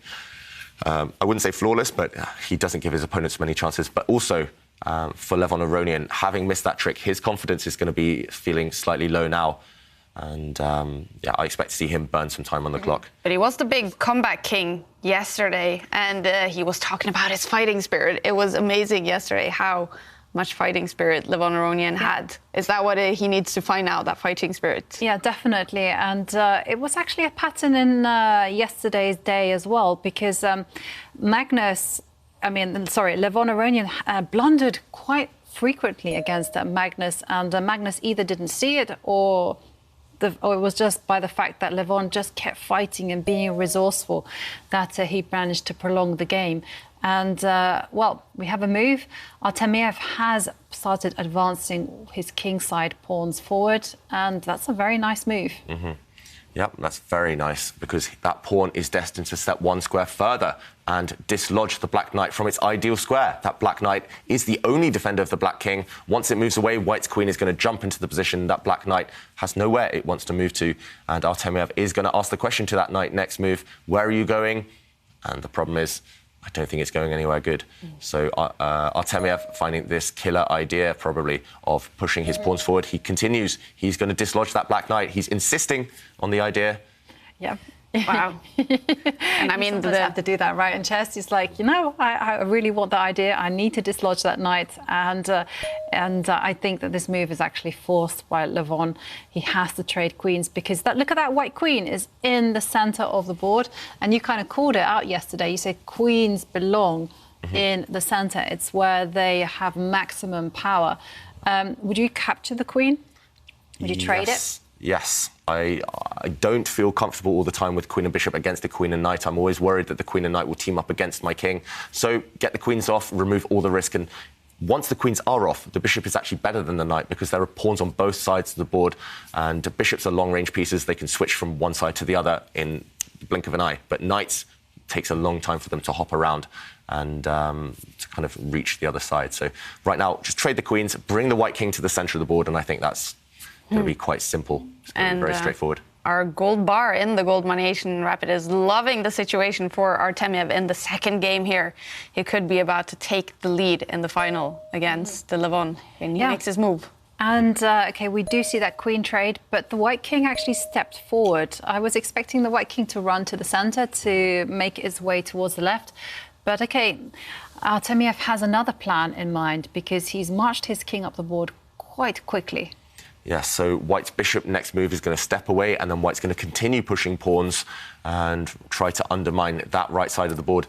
It's logical in a way. That's where White's pawn advantage lies. If you look on the right half of the board, actually, it's a 4 versus 2 advantage. So why not push pawns on the side you're stronger? It's very logical from Artemyev. I mean, I agree with you, Ivanka. I would have brought my king actually to the middle of the board rather than to the side, but he has something in mind, and Black's king, seeing nothing better to do than to kind of also step to that side. Look at Levon Aronian. He's slightly shaking his head now. He knows that it's an uphill struggle to save this game. White's bishop moving out of the way. That's a very nice square as well, taking some kind of control over potential knight jumps. The Black Knight doesn't have anywhere it wants to go, and Black has felt obliged to put a pawn on a light square. That's never good when your opponent has a light squared bishop. He just felt it was necessary to take some control. Now the Black King going across. White's going to have to make a decision with those pawns on the right side, and then the White King's going to re-centralise itself. It's going to actually take a long time. Maybe I thought it was easier than it actually is, but either way, Artemyev should still win this game. And when it comes to taking a decision on the right, I mean, would you trade pawns or would you actually push your pawn one square further? I think I would be tempted to push the pawn one square. Yeah, the one risk for White is that you run out of pawns eventually, that the Black Knight will sacrifice itself for all of your remaining pawns. So, yeah, you definitely don't want to trade too many pawns, at least. And I don't see any reason to trade yet. So yep, like you say, just step that pawn forward, maybe one square. Or you could actually just relocate the white bishop and then keep the status quo on this right side first, relocate the white bishop, and then push some other pawns. Keep the tension. Keep the tension, Yeah. There's no rush yet for white. Wow, exciting times in the big final. I will also mention that game 2 between Magnus Carlsen and Ding Liren in that fight for third place is also going on. Magnus won the first game. Right now it's looking like a draw in this second game, but anything can still happen. Okay, we have another move. Yeah, just when David and I were in like perfect harmony, we were like, push that pawn one square forward. Artemiev says, no, I'm swapping it off. And he wants to clarify the situation immediately. And he advances another pawn, offering another set of pawns for trade. But this one is one that black can definitely not capture. Because if you capture that pawn, you suddenly allow white 2 pass pawns, and connected pass pawns are the best type of pawns one can possibly have, so you don't want that. Yeah, you definitely don't want to capture that pawn with black, so instead, Aronian went active with his knight. So also attacking one of white's pawns on the left side, that white pawn just get out of the attack, just step to a safe square, and white should be fine. That black knight looks nice and pretty, but actually once one of white's pawns moves on that side, that black knight's not hitting anything. And at the right moment, Artemiev can decide with his pawn on that F-line to capture black's pawn maybe, or to step forward and create a protected pass pawn that's always going to keep that black king tied down. So 20 seconds. Yeah, that's the only thing that can stop him now. Artemiev, I'm surprised he's thinking so long on his last couple of decisions. And also that pawn trade earlier that we didn't really like, that was influenced by the clock. Under 10 seconds. And he's taking a pawn. Wow. No, why is he doing that? I mean, he needs to keep as much tension as possible. I mean, there's no benefit whatsoever. I mean, he's making very committal decisions. Yeah. Now, suddenly, black has a 2 versus 1 advantage on that left side, and that could be a real distraction for white. Mm-hmm. OK, yes, white snapped off this pawn in the centre, but if you look at white's pawns, especially on that right side, white has a set of doubled pawns. Actually, they don't make a great impression. White's pawn in the centre as well. It's a pass pawn, but it's not running yet. It's not moving up the board. Mm-hmm. So suddenly, black's easily going to stop the white pawns. And how is white actually going to stop those 2 pawns on the left? White's going active with the king, but yeah, it feels like Artemiev, he's panicking slightly. Maybe he's just feeling he's so close to winning. He's getting overexcited even, because now it's much more complicated than it should have been. He could have just kept complete control. Yes, it should still be winning, but you have to worry about those 2 black pawns now. And Aronian, he has enough time. He's got 7 minutes. He will try and set some traps. He advances immediately with the pawns. Mm-hmm.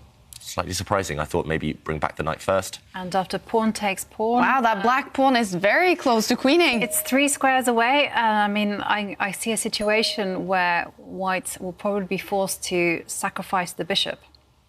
Mm-hmm. Oh, OK. Actually, Artemiev is guarding against that pawn running. I mean, his plan is simply to cover the light squares and just use the king. Yeah, I think you have to use that white king to stop the pawns. You can't step... Oh, wow, OK, Stockfish actually says there's only 1 winning move as well for white, otherwise the advantage is gone, and he doesn't find it. He should have stepped the king back. I was going to say, step back. That's the quickest way towards that pawn, because now black can just bring his knight to the bottom of the board. Levon also has only 1 move to save this game, but it's the most natural one as well. It's by far the most obvious move. Levon should find this, is to bring the black knight to the bottom of the board. He does. Now look at this pawn. The white king cannot stop it. The white king cannot go next to that pawn because it's controlled by the black knight. Suddenly, Levon, he's fought back, and he should be saving this game. He gives a check. That is so tricky. The black pawn's going to advance now. Once the white king, if it had taken it, the black knight would have checked, forking the king and bishop. Levon using all the tricks in the book with that knight. Yeah, wow. This is why knights, they're so tricky. You can never take your eye off them for a second. The black knight could not be captured because black would make a new queen. The white bishop had to run away. But now the black knight's going after white's pawns. White's king has been deflected all the way off to the other side of the board. Yep. The white pawn's going to drop off. Exactly. And one of those pawns is standing on a dark square. Another one of those pawns for white on the right side is being attacked immediately by the knight. It's just a complete draw, because look at white king, as David said, it's been deflected to the left, and unbelievable stuff. White's pawns, they can't protect each other. They're actually, it's a bad formation for white. They're all isolated. Yeah, easy pickings for the Black Knight and the Black King. The fighting beast from Armenia fights back once again. He's so resourceful. Yeah. I mean, he's been presented with a lot of these opportunities, no doubt, but Levon just takes them, and he keeps his calm. Exactly. And I could just see when he got the passed pawn on the left that he suddenly jumped up and he became a lot more focused. He felt like he was a little bit resigned to losing, but nope, he's saving the day once again. Yeah, it must be said it was a real gift, this half point, if he saves it. Artemiev, I've seen him convert those thousands of times, those types of advantages where there's no risk, no counterplay. But yeah, he gave Levon those tricks, but fair play to Levon for spotting them. And now those white pawns trying to stay alive, but keep on the board. But look at this Black Knight. It's hopped everywhere. Yeah. He's been playing just with that knight, and now with the final white pawn, all the Black needs to do is get rid of it for his knight, and there we go. It's about to fall. And will it be over then? Yes. Yeah. As soon as that pawn is taken off the board, no material left to checkmate. A bishop and king on their own do not deliver checkmate. It's a draw. Wow.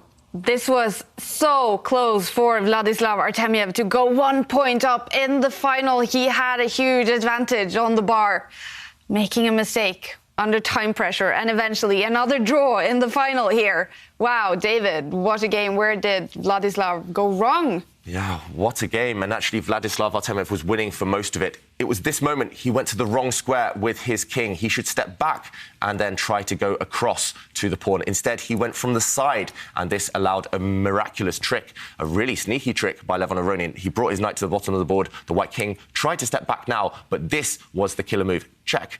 The white king coming across, and now the pawn dropping down. This saved the game for black, because if the pawn is taken, the Black Knight would jump back. Check with a fork. So that was the trick which saved Levon Aronian the game.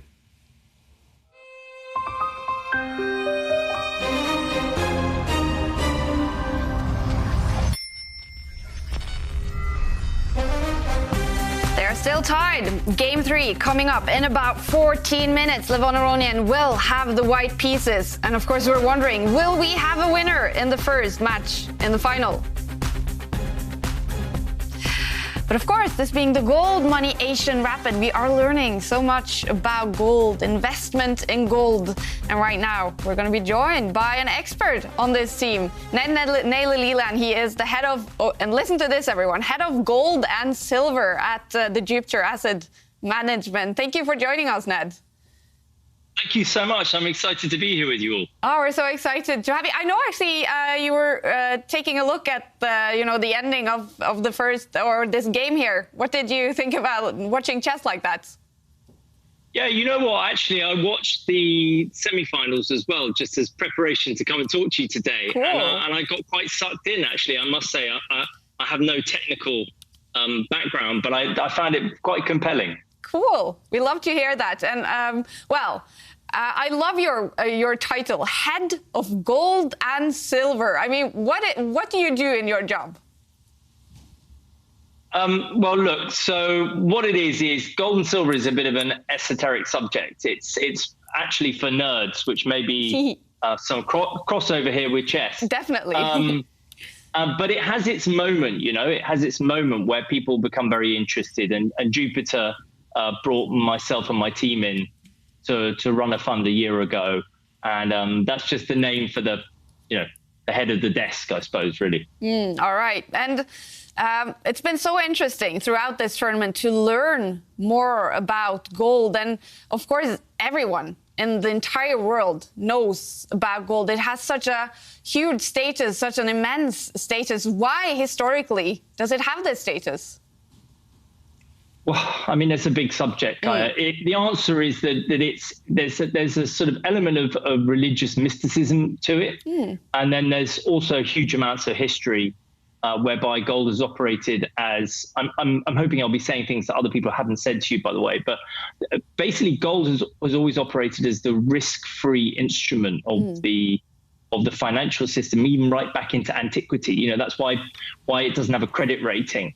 So, that I suppose informs the financial and the socioeconomic perspective of gold. It's been the thing that humans have always lent towards over and above the state and, I suppose, financial institutions. Yeah, and when it comes to investing in gold, why did you get interested in that? Why is that an interesting subject? I got interested in it because I found out about some dodgy stuff that was going on in the system. So basically, if you approach the financial services industry as a skeptic rather than a believer, fairly quickly you'll come across gold and silver and you start to understand the situation isn't quite as it appears. So I suppose that's the answer. Is I came at the industry with a skeptical viewpoint and wanted to understand genuine risk rather than what was presented to me in textbooks. And what you learn is that gold is the constant. And there's a very boring book which someone maybe on this might be interested in reading called The Golden Constant, which shows you that gold is the thing that actually measures goods and services, not euros or dollars or sterling. So that's credit money, and that degrades in your hands, as we all know. So my background came from a skeptical viewpoint. Yeah, and Ned, what advice do you have for people like me and some of our viewers maybe who are thinking of finding out more about gold? Yeah. Well, look, I think the first thing to do is to frame it the right way. So frame it as a risk-free form of cash. So what it is, physical gold is a way of saying, look, I'd rather have that proportion of my assets parked in the corner of the room, not participating. Now, that might not sound very exciting, but that's very different than everything else. So, normal forms of cash I'm going to pitch to you are really degrading on you, and people intuitively know that. Whereas gold on its own is a way of saying, look, I'd want the proportion of my assets to buy the same stuff in 10 years and 20 years to be able to have that. I suppose it's sort of real saving rather than ersatz saving, which is what most people do. And so is the price of gold always constant? So I'm going to say to you it is, although, of course, optically it's not. When you look at the screens or you look at turn on Bloomberg, whatever it is, you'll see that gold has a price. But the truth of it is it doesn't. Gold is an element, and it's actually pricing the way which sterling, dollars and euros are falling rather than the other way around. It's on the screen we look at the gold price going up or down, but actually it's not. It's measuring goods and services and government issued credit money. But of course, that's one of the great tricks that's been sold to people, is that that's not the case. Did that make sense? Yeah. And actually, I've been reading actually this morning that the price for gold has been dropping a lot lately. I mean, is there a little bit of pessimism in the market for gold right now? So no. So what I'm going to say to you is it's exactly what I just touched on. So what that is short-term dollars, particularly, which is what people tend to look at, rather than, for instance, if you're in the Eurozone, you should be thinking about it in euros. But they look at the dollar gold price. What's happened is the dollar gold price has come down. But actually, in reality, what's happened is that forward dollars, so the market's view of dollars held in the future is slightly more bullish now than it was a few weeks ago. And the reason for that is because people are talking up the likelihood of interest rate hikes, which makes dollars held forward look slightly less bad than they did a few weeks ago. So in fact, gold's not doing anything. It's just the market's perception of holding credit money forwards is what's changing. Gold is just gold. It will always just be gold. And we learned a few days ago, also from another guest we had on the subject, that it doesn't take too much money to invest in gold. You don't have to be super rich. You don't have to start out with a lot. It takes quite little money to start investing. So if you're, starting to look at investing your money in something, is actually gold maybe the best idea? Well, I mean, our mutual friend would be upset for me for saying this, but I also think silver has a role to play there because it's lower price point, and really they're the same thing. But my initial comment would be, depending where you are, you can buy a quarter of an ounce of a gold coin. So a UK sovereign is a quarter of an ounce. That's quite a low entry point. But I think one of the key things to mention is just to make sure that wherever you're buying physical gold, that you're clear whether or not it carries capital gains tax. Because in most countries, there is a sovereign coin of your country, which actually is legally a form of money and can't be taxed. So you need to make sure that you do bear these factors in mind, when you're thinking about it as the risk-free instrument. It's a savings vehicle, it's legally money, but there are nuances, of course, within that. All right, so finally, Ned, the winner that we will get to know in this tournament tomorrow will take home $30,000. If you were that winner, would you take a little of that money and invest it in gold right now? Well, absolutely. I think, in fact, the right way to answer that question is to say that you should be doing it kind of all the time. It's like when people say you should try and save some of your income. So, you know, whatever proportion that might be, whether it's 2 or 5% or whatever it is, you know, absolutely, that's good, consistent human behavior. People generally don't do that, by the way. You know, that's kind of good advice that's rarely taken. But I would say that, you know, thinking about it in that way, which is this is a genuine savings vehicle for the long term, then of course, why not? Okay, good tip there. We're taking notes. Ned, thank you so much for joining us and teaching us more about gold. Don't be silly. It's an absolute pleasure, and I look forward to seeing what happens from here in the match. Perfect. Thank you so much. And we definitely are as well looking forward to the final 2 games in the first match of the big final between Artemiev and Aronian. It's coming up in a few minutes before we head to game number 3. Our friend Askild asked a couple of the players before the tournament what they related to gold. And here are their answers. Welcome to...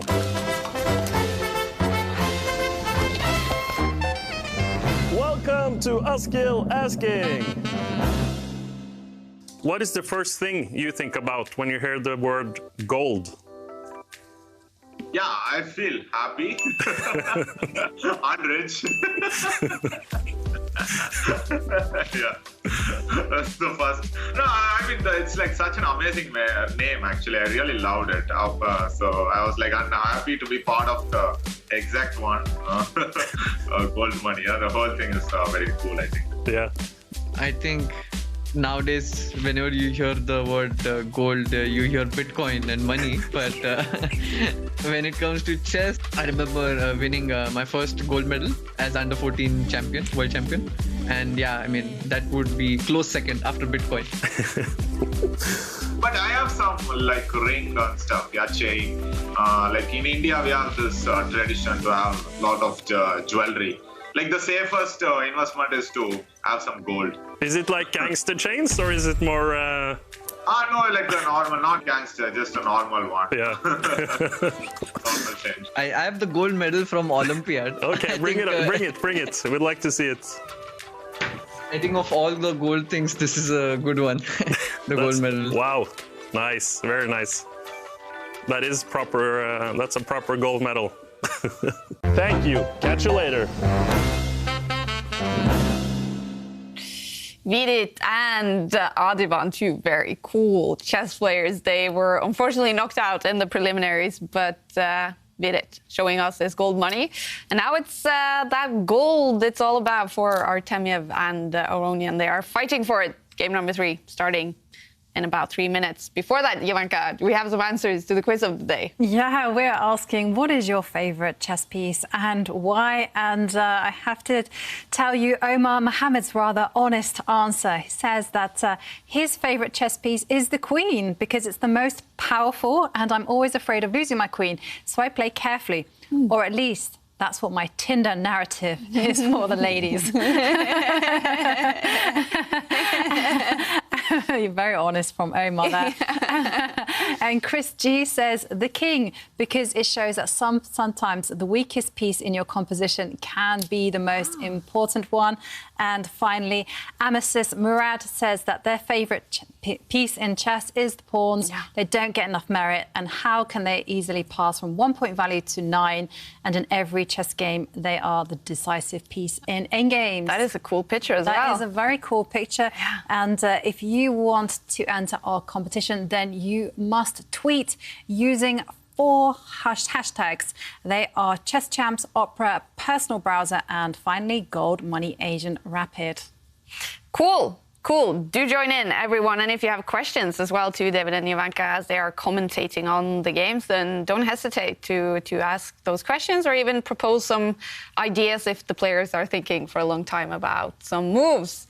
And the next game, it's coming up very shortly. Let's take a look at the results so far. It is 2 draws. Vladislav Artemiev was so close to winning that second game. It ended, though, in a draw. So they are still tied with 2 games to go in the first match in the final. Magnus Carlsen won the first game in that match for third place against Ding Liren. They are currently playing game 2, and it so far looks like a draw, but of course anything can happen. But we will follow the big final, game 3, Levon Aronian again with the white pieces.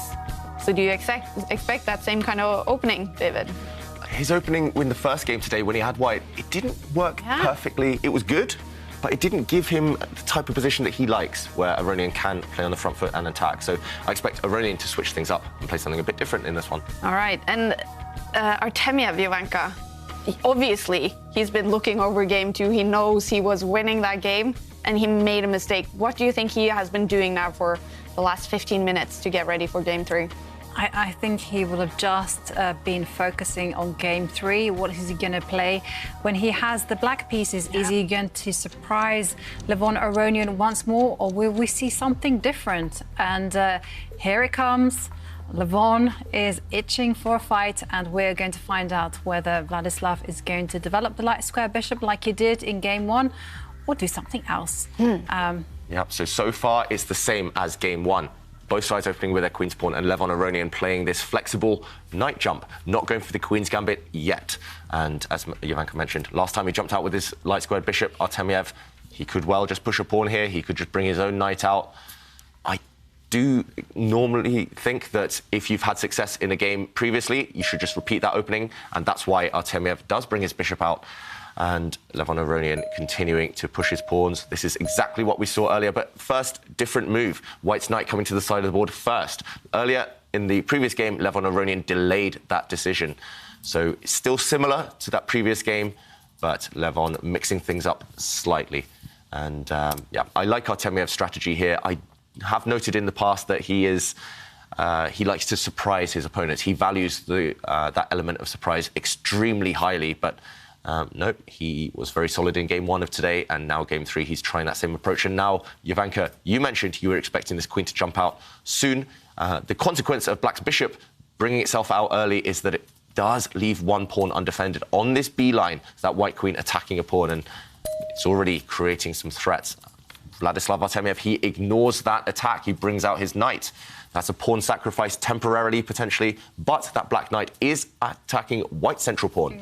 So Artemiev meeting a threat with a counter threat. Yeah, and there's no way that white should be even dreaming about capturing that pawn.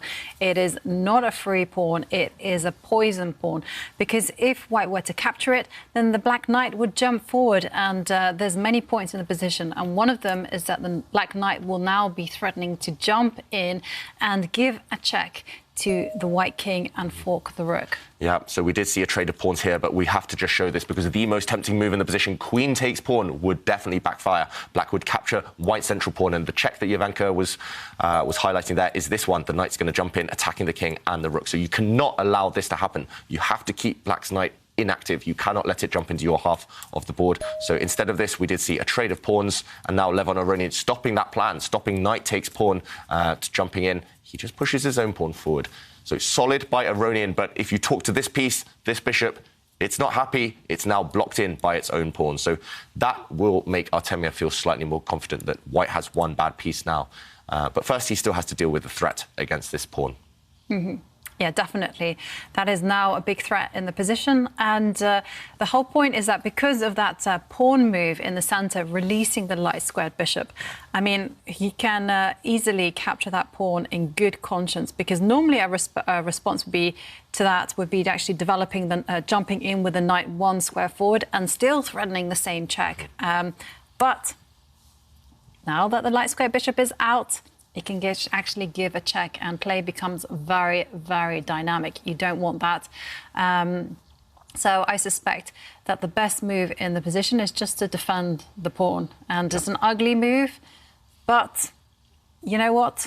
Hey, maybe the queen isn't well placed on its square right now. So I'm going to advocate picking up the rook, moving it 1 square, defending the pawn. Yeah, just kind of saying, once you move that queen, then I will move the rook. Yep, so the most logical move for black is to pick up that rook, just shift it across one square, defend your weak point. We should mention that white attacking this pawn, you should not get tempted as black to defend that pawn by actually pushing it. You should not touch that pawn because then it actually loosens some squares. That pawn is required to defend the black knight. So on the B line, the target needs to be covered. Artemiev, though, he's very, very creative. He likes to play these surprising moves, as we mentioned a bit earlier on. And actually, that brought him success, or almost brought him success in that second game. So I wouldn't be surprised if he doesn't move that rook, if he doesn't play solid. The alternative, slightly tempting alternative, is to actually block the white queen's attack on that B-line by bringing out potentially a black bishop. You could place that black bishop in front of the white queen and say, OK, I might trade for a knight later on, but I'm blocking you out for now, and I'm developing in the process. So that move, slightly tempting as well. I agree with Jovanka, though. I think the most logical, the safest move is to move a rook. Can I also show you, I just checked the cloud database, and OK, there haven't been too many games in this, but it has been analysed, and I have to show you this sneaky move that has been analysed by black. And that is actually to pick up the pawn in front of the rook and move it one square. And you're like, well, why? What on earth is that kind of move? And the whole point is that if white gets greedy and is like, yeah, I'm going to take the pawn, it's just up for grabs. It is not up for grabs, because take a look at that white queen, and now the black knight will just jump out to the side, attack the queen, and lo and behold, there are no squares for the white queen to go to. Yeah, no safe squares, no retreat squares. All of the potential hiding places for that queen are covered. And this is a well-known typical trap in this type of position. And the reason you had to put the pawn here is to stop the white queen actually using this square, or the white queen jumping back to give check. So you had to play this pawn push if you want to trap the white queen. So if Artemiev plays this move, of course, Aronian will spot that. He will not capture this pawn. And, yeah, this is a devilish trap. This type of thing, pushing the pawn, trying to trap the opponent's queen, this type of thing happens all the time in blitz games online whenever I play. You set these small traps, your opponents, they don't think about what you want, and then they jump in, they think, oh, they've blundered a pawn. But no, it will rebound. So sneaky, sneaky move there. Sneaky suggestion from Jovanka, trying to trap the white queen. It will be fascinating to see if Artemiev plays that. But no, OK, he does bring his bishop out. Just judging by his style, this was the move I predicted. I just thought, OK, he doesn't want to go defensive. He doesn't want to react to threats and play the most obvious moves. He wants to surprise his opponent. So jumping out with his bishop, also getting ready to castle for black. Logical, slightly surprising, I said, because that bishop doesn't necessarily want to trade itself off for a knight. It's just blocking the white queen for now. That's the number one reason behind that move. Wow. But Levon Aronian, again, playing very quickly in this game. Seems to be his tactics today. Yeah, and it was his tactics, successful tactics against Magnus Carlsen. Aronian definitely doesn't feel comfortable behind on the clock. We did see a trade, just like in the last game, between these two, when Aronian had white, he took off black's light squared bishop with a knight, doubling two black pawns. But black has this open line now, this open H-line for his rook, so he might be tempted not to castle to keep his rook there. And then Aronian replying by bringing his bishop out one square, breaking the pin, just covering the white king. That black dark squared bishop no longer creating any real threats. Who do you prefer here, Jovanka? It's difficult, right? It's a difficult position. Very rich position. Definitely. I mean, I must admit, I do like the bishop pair. So I do prefer white's position on account of that. I'm also going to say I also dislike the fact, and it's just a very long-term thing, that the black knight on the left is actually standing in front of its pawns and is on an open line. And that means that once white has consolidated the left side of the board, then maybe they can just slide the rook two squares, have it facing the knight, and then start putting pressure on that knight, destabilizing the pawn defending it, and has a nice, easy game. But I do think, as compensation for all this, that black has a lot of play on the right. And black castles his king. Are you surprised by that one? Yes. So the black rook no longer on an open line. I mean, I would have thought I just keep the tension in the position, make white guess a little bit, let white make their own mistakes. Yeah. I feel that this way, you know, it's quite safe for white now just to castle to the right and just get on with a strategical plan of just putting those rooks on those open lines and just applying pressure. In fact, I do remember a game where Levon Aronian was playing white against Nigel Short, and I always hold it up as a model game of how to put pressure on a knight, such as the one that black has on the left. It's a very deep idea, Jovanka. That's like deep opening strategy, deep middle game strategy that normally expert players realise you don't want a knight in front of a pawn necessarily. It's more to do, I think, as well with black's central pawn. It needs support, right? So you want to back it up with a pawn. You don't want a knight sitting there kind of in the way. But as Jovanka mentions, it's an important factor. Black's knight on that left side is not ideally placed. I was just reminded of a saying, which is like, tactics are there for when... It's like, I'm going to massacre the saying.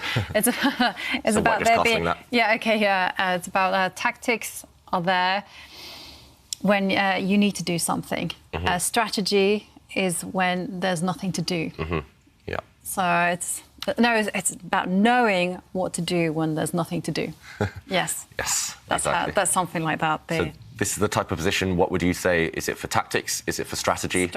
Strategy, because there's nothing to do immediately, right? Both kings are nice and safe now. There's no tricks. There's no immediate trades, exchanges. And, that's why we don't talk about tactics. We talk about strategy here and positional play. It's just about where to put your pieces, what pawn formation, what pawn structure you want. Maybe trying to get your pieces to active squares, but also kind of stifle the opponent's plans. And also how to make your opponent uncomfortable. I mean, you always have to give them the chance to just make the wrong choices. I mean, you have to present them with an unclear kind of plan. You have to give them choice. And here I really do like white's position, even though this dark square bishop is actually trapped behind its own wall of pawns. Yeah. And I think, actually, both of these two players, their style is very much trying to make the opponent uncomfortable. OK, there we see a trade. That's quite a controversial one. That's a big commitment there, a big decision by Artemiev to trade his bishop for the opponent's knight. So now it's a fight, 2 bishops against 2 knights. The quiz of the day, as we see there, what's your favourite chess piece and why? We're going to find out what's stronger, the knights or the bishops in this game, at least. Well, the pawn centre's closed, so the knights are OK for now. But if it opens up, I think it's going to favour the bishops. So, committal decision by Artemiev. We're going to find out the answer to a big question. Well, so you like the bishop pair, David. Yes. Do you think they will be stronger in this game? I'm not a betting man, but if I were, I would say bishops all day long. Yeah, definitely. I mean, I agree with you here. I mean, just because I'm familiar with these kind of positions, playing with the bishop pair, and that being the only stronghold in my position. I mean, one of the things that I've realised actually commentating alongside you is that you trade off queens and the power of the bishop actually improves. Because you're able to weaken your king and just to drive open those lines. And, well, finally, Artemiev decides to defend that pawn with his rook. Yeah, and that's the thing about bishops. Actually, I was with you, Jovanka, and OK, white just bring his rook across there. I was with you and Peter Leko, the Hungarian grandmaster, fantastic player, fantastic commentator. He told me he'd watched a lot of my games and my style was just to keep my bishops on the first rank, keep them nice and safe and tucked away, trade off everything else, and then one day those bishops would come to life and win the game. And as soon as he said that, I realised, oh, wow, I'm actually doing that. I wasn't consciously doing that, but I just love bishops that much. And Artemiev, wow, with this last pawn push, he's making his intentions clear. He wants to gain space, push that pawn maybe 1 square further, clamp down on that right side of the board. Maybe he's dreaming one day of an attack against the white king. There's no black pieces that are active yet, active enough to create an attack, but he's hinting at it with this last pawn push. He doesn't want to just sit and wait for those bishops to come to life. He needs to take action, and he's doing it. Do you like that pawn push? You know, I'm a big fan of pawn pushes in general, but this one I don't really like because there was a point to Aronian moving his rook towards the centre, and that is because he wanted to prepare the idea of even more forward with the central pawn, the e-pawn, and just explode open the position. And once this pawn push happens, well, suddenly that pawn that has stepped forward is unsupported, will be a target. It's weakened its own king. And also, just take a look at how the diagonal that the light squared bishop is on has been lengthened. I mean, Aronian didn't even have to work hard for that one. His opponent did it. The job for him. No, that's a very good point. White's light square bishop now looking like a fantastic piece, not just on that diagonal towards the black king, but yeah, both ways now. That white bishop, that light square bishop looks like the key piece. And as you mentioned, Aronian now, actually, he's playing so quickly, but he's having his first real think because he's trying to find a way to push forward his pawn in the center safely. Right now, if you do it, maybe it's a bit loose. You're not protecting everything yet, so you want to use all of your pieces, maybe even you relocate the white queen, and then at the right moment, strike by pushing white's central pawn forward. Yeah, if you can't push it forward on move one, your king's pawn, you might as well push it forward later on. And if white achieves that, if white gets 2 pawns in the center of the board, supported by those 2 beautiful bishops, it's going to be very one-sided. So Artemiev will try and stop that if possible. Aronian spending a little bit of time for the first time in the game because he wants to make that happen. All right. Levon Aronian, I mean, he was so close to losing that game number 2. He's just in that fighting spirit. Yeah, he's definitely...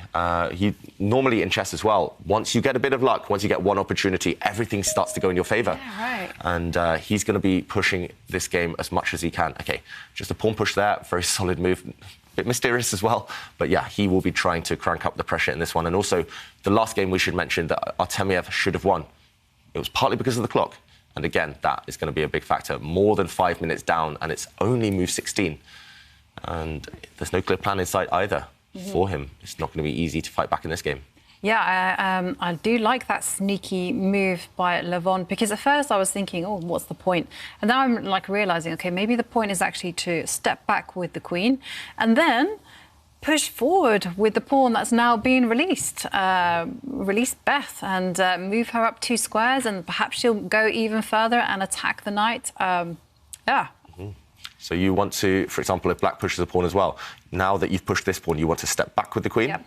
This way? No, the other way? The other way. I want to line the queen and the bishop up. OK, so line them up on this diagonal, maybe for later. And then if black continues to make moves, then suddenly you're pushing forward with your pawns. Yes. And you want to go on the attack on this side of the board. Yep. OK. That's my idea. I want to take space, take as much space as possible, and then just keep dangling this whole idea that I potentially am going to open up the position with my central pawn. OK, that's a very nice, deep idea, and maybe that's what Levon wants to do in the current position. So this pawn push, it's hard to explain if he wants another plan other than that one.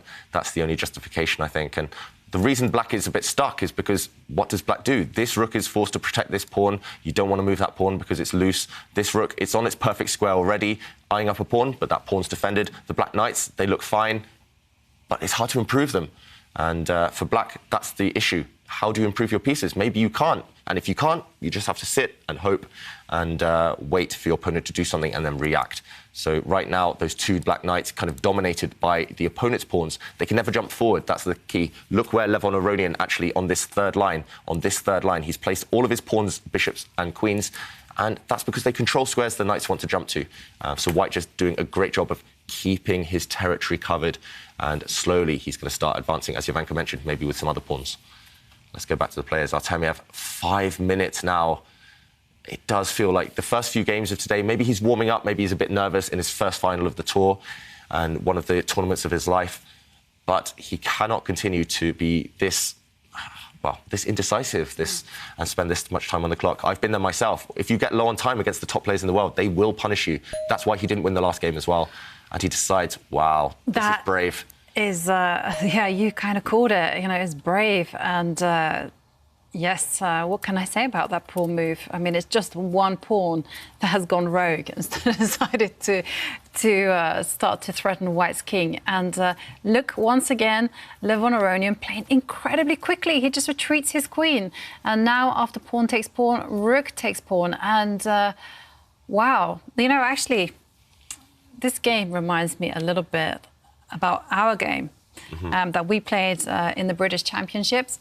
And it wasn't so much our game, it was actually the comments of the English women's team captain at the time, John Spillman. And he sat me down and he played through our game and he said to me, now, Jovi, what did you do here? His pieces were struggling for purpose. You, with this trade, gave David's piece on purpose. And then you did it again and again. And I was like, oh, I take your point. And I feel a little bit the same.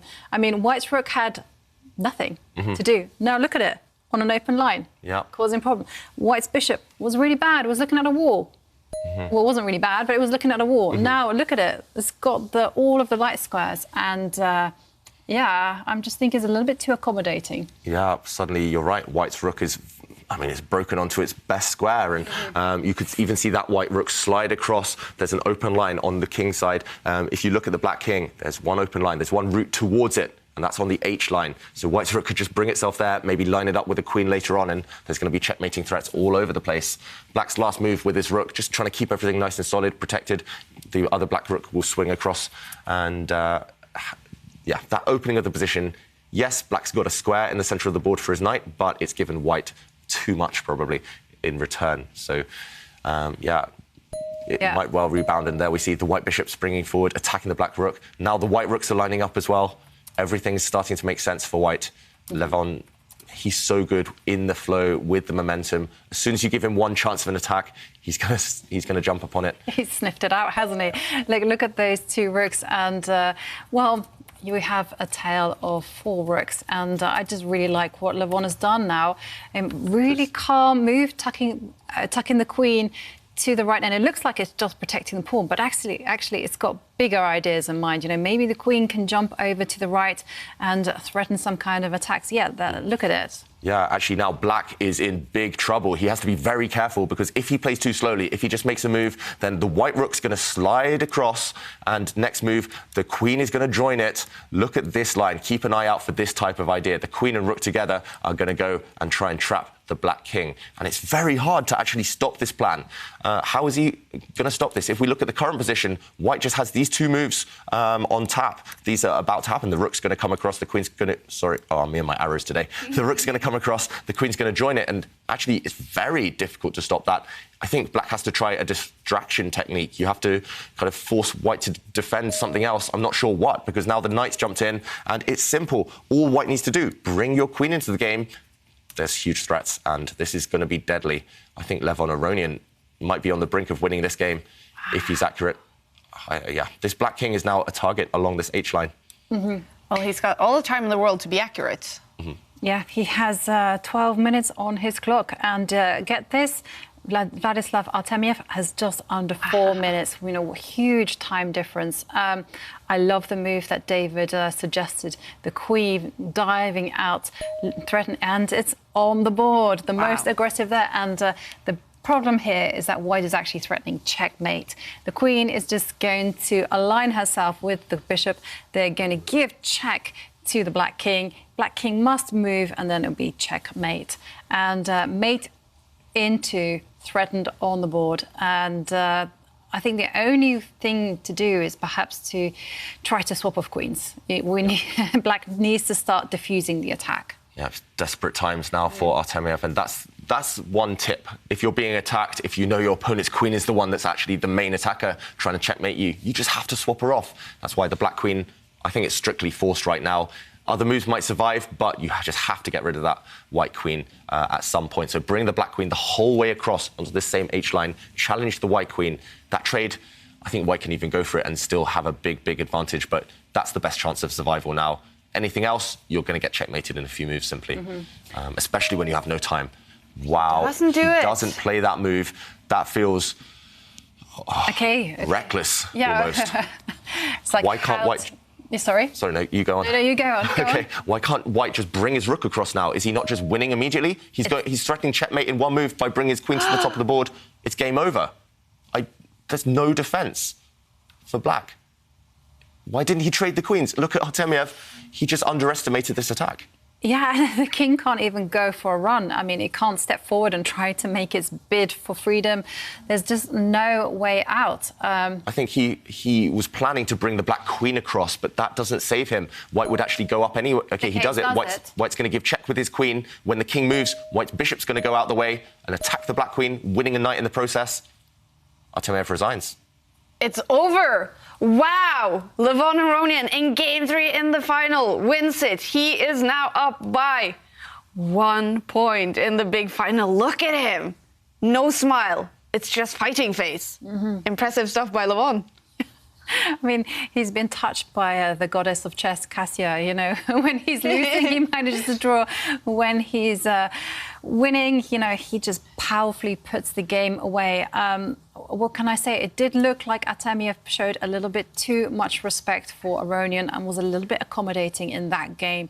So tough loss there. And what are they doing here, David? Both of them still looking at their screens. Yeah, probably they are analysing that game. Aronian is probably looking over that masterpiece that he just created. Inside, he'll be slightly pleased. The other thing he'll do once he's stopped looking at this game is to prepare an opening for the next one. Because remember, he was losing with the last time he had the black pieces. Artemiev, meanwhile, maybe he's just thinking, oh, where did it all go wrong in this one? And then he will switch his attentions to the next game as well. Yeah, shaking his head here, Artemiev. Game 4 coming up now in 14 minutes, and it's a must-win situation for the Russian to tie the first match. If it is a draw or Levon Aronian wins another one, then he will be the winner of the first match after a fantastic performance in this game. And I'm just so impressed by looking at him. He's just giving nothing away, no reaction. He is still in that fighting mode. Still, he knows it's not over. He knows it's one more game coming up shortly. But in this game, David, we had some very cool exchanges. So now we'll have the FTX exchange of today.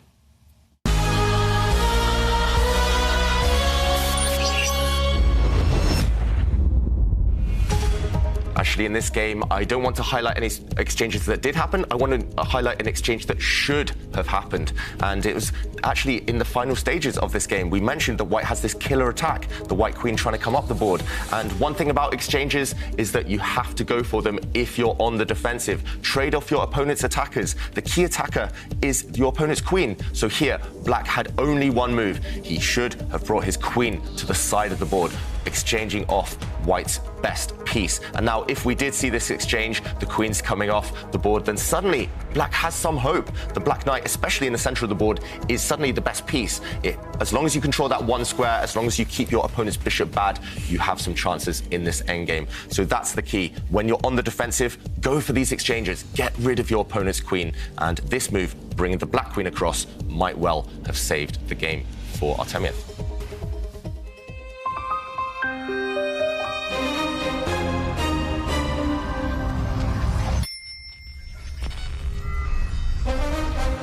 It's the fourth and final game in the first match in the final. Vladislav Artemiev, he has to make a comeback. He has to win this game to tie the match. Levon Aronian, with a draw or a win, will be in the lead before the ninth and final day of the Goldmoney Asian Rapid.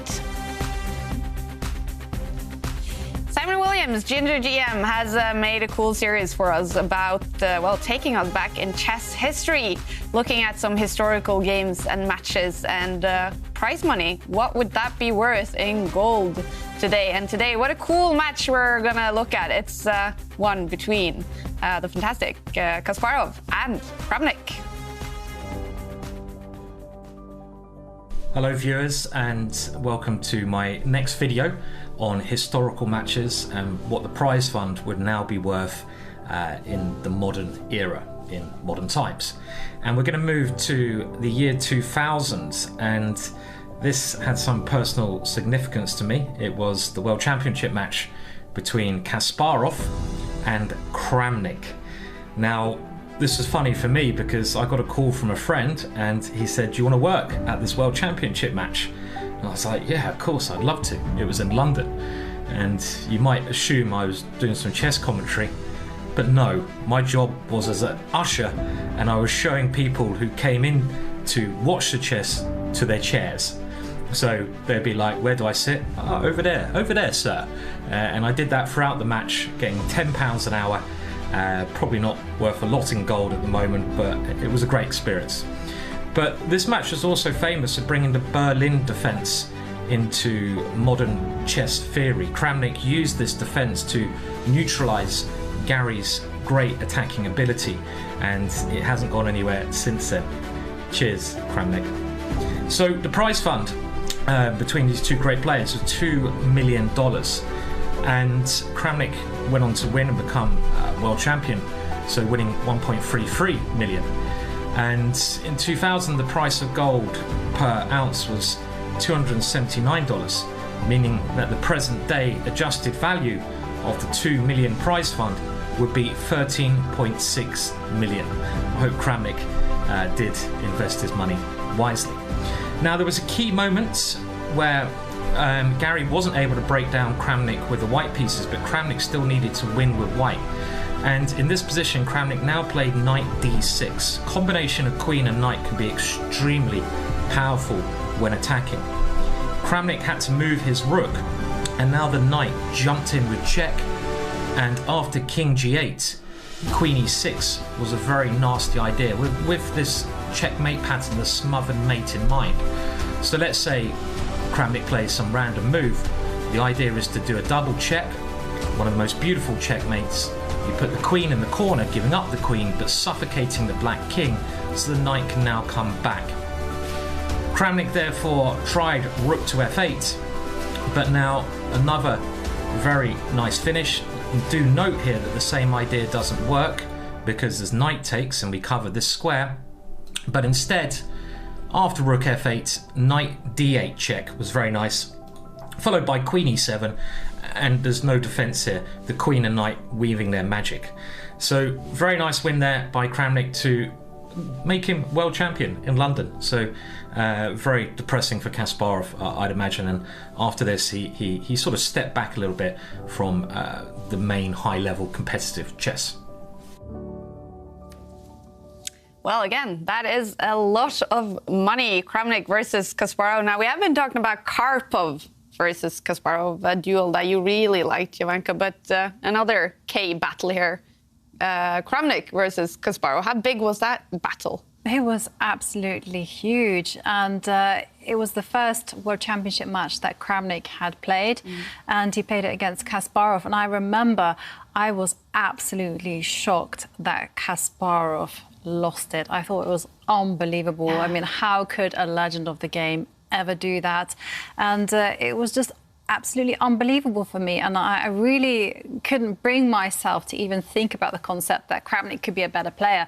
But wow, you know, it was absolutely a world championship that just revolutionized chess, because Kasparov never ever regained the crown after that. And Simon Williams is now joining us also live. And well, Simon, going back in chess history, I think chess history is some of the most intriguing stuff to listen to. What has it been like for you going through chess history now with all of these matches? Yeah, it's great. I mean, chess has a really rich history. Lots of interesting characters who have been on the chess scene, you know, from very eccentric people to quite normal people. And yeah, like I suppose like anything, just the characters is really what makes it so interesting. What do you remember from this particular match when, yeah, like Jovanka said, Kasparov, you know, lost his throne and never really got back to that super level that he used to be at? Yeah, this is quite a strange match. I mean, as you probably saw from the video, I was there working at the match, and I was showing people to the seats. So I wasn't actually working as a chess player, and I remember it very well because everyone assumed Kasparov would win the match, but it was just a strategy that Kramnik used was a brilliant strategy. Just like Kasparov is just a really fiery player, really fiery character, and Kramnik just threw a load of water over that fire by playing this Berlin opening. And I think maybe Kasparov was quite shocked by that. I think at this stage he was like, okay, this guy is good, and he lost some of his confidence, and that was that. But it had to end at some point. He reigned for so long. So you mentioned the Berlin as well. Is this the match when the Berlin got really like popular? It is, yeah, to a lot of people's, not everyone's happy about that, I should say. But in general, this was the match in 2000 where this opening was used, and it was really used just to stop any tactics, to stop Kasparov attacking. It is a great opening. It's quite funny that even recently, the strongest computer program, AlphaZero, when it was learning openings itself, it came to decide that the Berlin was the best way to meet 1e4. I found that interesting. That point, computers confirmed that. But it did, yeah. It was made popular in 2000. That's right. And from what I've heard about the Berlin, it's super good defensive, right? It's gonna hold you to maybe a draw, right? So would that be a good idea for Aronian now, obviously with the black pieces though, to get into the Berlin? Yeah. I mean, it's often used as a way to try and neutralize your opponent, just to keep it quite safe, go for a draw. I mean, Aronian, as we saw him yesterday, defeats Magnus Carlsen. He's brilliant with the move 1e5, this move with the king's pawn, how it starts. I don't know if he will play the Berlin. We could possibly see that coming up, yeah. What do you think, David? Could a Berlin be coming up? Is it possible? If Aronian had the chance, I think he would play it, but Artemiev won't allow it. He might open with a different pawn because he's so afraid of just being neutralized simply. Maybe he'll open with his queen's pawn and try and keep a richer game with more pieces on the board. All right. And I bet there is a chessable course on the Berlin. So, must be, right, Simon? Yeah, it's certainly not made by me. I was once asked to do a course on the Berlin. I won't say by who, and my response was quite swift. Not for me. It's not my cup of tea. But it is a great opening. It's just it's a little bit stale for my taste. And if anyone, wants to make a chessable course on the Berlin or whatever it is, they can do that right now. You have a competition coming up, or that actually was launched a few days ago. That's right. So it's a really interesting competition. I think this is the first time it's been done in the chess community. Yeah. And obviously myself and other grandmasters and international masters and players have created courses, instructional courses, which people can learn from. But now the opportunity is that anyone out there, anyone at all, you can create your own course. And if you're picked as the winner, you don't just win $5,000, pretty handy, but you also get me to present your course. So I'm going to record your course. I don't know if the Berlin's going to win that prize if I'm on the judging panel. You never know. It could do. I'm having a bit of a joke. Obviously, the Berlin's a great opening, but it's a great opportunity, this tournament. Everyone can still enter. Just go to the Chessball website, check out this one. I think the link's going to be around somewhere, and you can win money. You can create your own course, and yeah, what an opportunity. What an opportunity. All right. We hope a lot of people take that challenge. Head over to chessball.com. What was it? Challenge? No. Course. Maybe courses. I'm not sure. I think course. Yes, course is the word. Yeah. All right, Simon, thanks for joining us. We'll see you again tomorrow on the final day of the tournament. That's great. Have a good one. I'll see you tomorrow. Enjoy the football tonight, Simon. Of course. Oh, I actually forgot. England coming up tonight. Big night for us, yes. Big night for you guys. Big game coming up for Levon Aronian and Vladislav Artemiev. Game 4. Artemiev, he has to win this one to tie the match. A draw or a win for Aronian is enough. He will be the winner of the first match. And Artemiev with the white pieces. He's not going to go into the Berlin. You called that, David? Yes. What will he go into? No chance of a Berlin. I think he will push his queen's pawn. Maybe he'll bring a knight out on the first turn. Either way, he is an adherent of the flank openings. He doesn't like to push in the centre too much or create too much central tension. Definitely no main lines. Nothing that Aronian can memorise, that he can have studied in too much depth before. Artemiev going for that surprise value. That's just his style. That's who he is as a person. That's why sometimes top grandmasters like Giri early in the tournament joked about his openings. It's not because they're bad. It's just because they're not mainstream. And Artemiev will try and get that first surprise in the game, if he can. Levon Aronian leaving his computer for a few seconds here. We are waiting for him to come back to start this fourth and final game. And in the match for third place, Magnus Carlsen and Ding Liren, they are playing game 3. The bar, as you can see on the bottom of the screen, is in the middle, saying a draw so far. Magnus Carlsen, if he wins this game, that actually will be over. He will be the winner of the first match, winning 1 game so far. If there's a draw, they two will play a game 4. But now, all focus to the big final. Artemiev has to make a comeback. He has to win this game, and it's also always fun. Must-win situations in game 4. Yeah, definitely. We will see what Artemiev is made of. I agree with Simon and I agree with David. I don't think we're going to see anything mainstream here. I mean, if I were to make a prediction, I think he would pick up his pawn on the right, his knight on the right, and develop that and just play on the flank. He seems to have consistently done this in must-win situations, and Yeah, the game will for sure take a dynamic turn because for Artemiev, this is do or die. He absolutely has to take it to the edge today. Yep, a draw is the same as a loss in this game, so he might as well take those risks when they come. And, OK, they're keeping us waiting, but when they do start, I'm expecting Artemiev to play much quicker than he has in the previous games. Time has cost him already. We saw he was winning earlier. He didn't finish it off, and in the last game, blundering because of a lack of time. And Queen's pawn opening, and the bishop coming out very early. We call this the Trompovsky attack. White right now, with his bishop out very early, has the opportunity to maybe shatter the black pawn structure. White, at the right moment, will think about taking the black knight with his bishop, and suddenly black will have a set of doubled pawns. Aronian allowing that for now, it's fine, but going on the attack, trying to push some pawns in the centre and undermine White's strong point in the middle of the board. So very tense so far. This is quite a rare opening. It did receive a lot of attention when Magnus Carlsen played it against Sergei Karyakin in the first match of their first game of their World Championship match. But in general... Which was also known for the Berlin. Which was also known for the Berlin. But yeah, in general, we don't see this opening too much at the top levels. Except it is a specialty of Vladislav Artemiev, and the two have actually played this position before, and in that game it was a speed tournament, and that game ended in a victory for Vladislav with the white pieces. And I've got it here. They're actually so far repeated it now in this speed game that they played against each other. Levon actually developed his queen. He picked it up and moved it 2 squares to the left. Attacking 2 pawns at the same time. 2 pawns at the same time. Very logical. Will that happen? That might well happen, Aronian. Now, look, he's looking off to the right. He's probably just trying to recall. He's like, oh, I've seen this before. I've played you in this before. We've had this discussion. What happened last time? Did it end well for me? And top chess players, they do look to the side. They look away from the board when they're trying to remember stuff. And, OK, he doesn't repeat what he did last time. He doesn't pick up the black queen. Instead, the bishop jumps out. This is a rare line.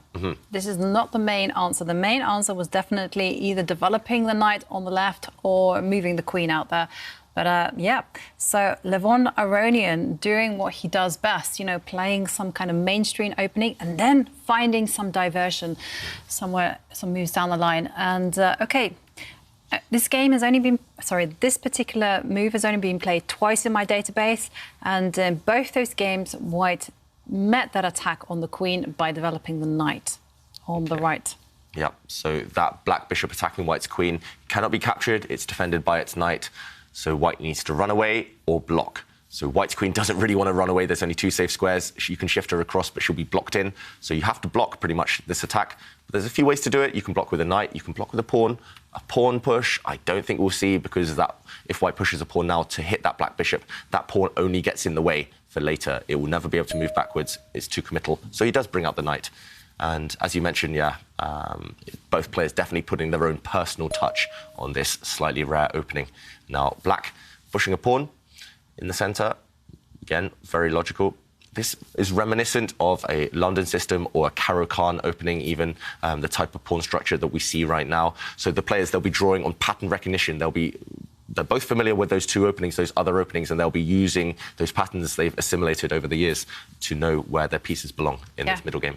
Absolutely, David. I'm drawing on that as one as well. You know, I'm just looking at this and thinking, OK, White should maybe just push the pawn that's next to the queen, move it 1 square forward, and it's almost an exchange Caro-Kann. I mean, the big difference is that the dark squared bishop is not where it should be for White. But, OK, details.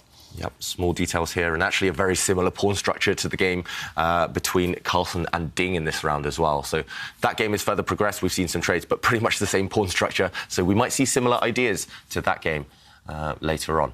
So right now, Artemiev just thinking maybe where to put White's light-squared bishop. You want to release that white light-squared bishop to get the White king castled, but it's not clear where that bishop belongs yet.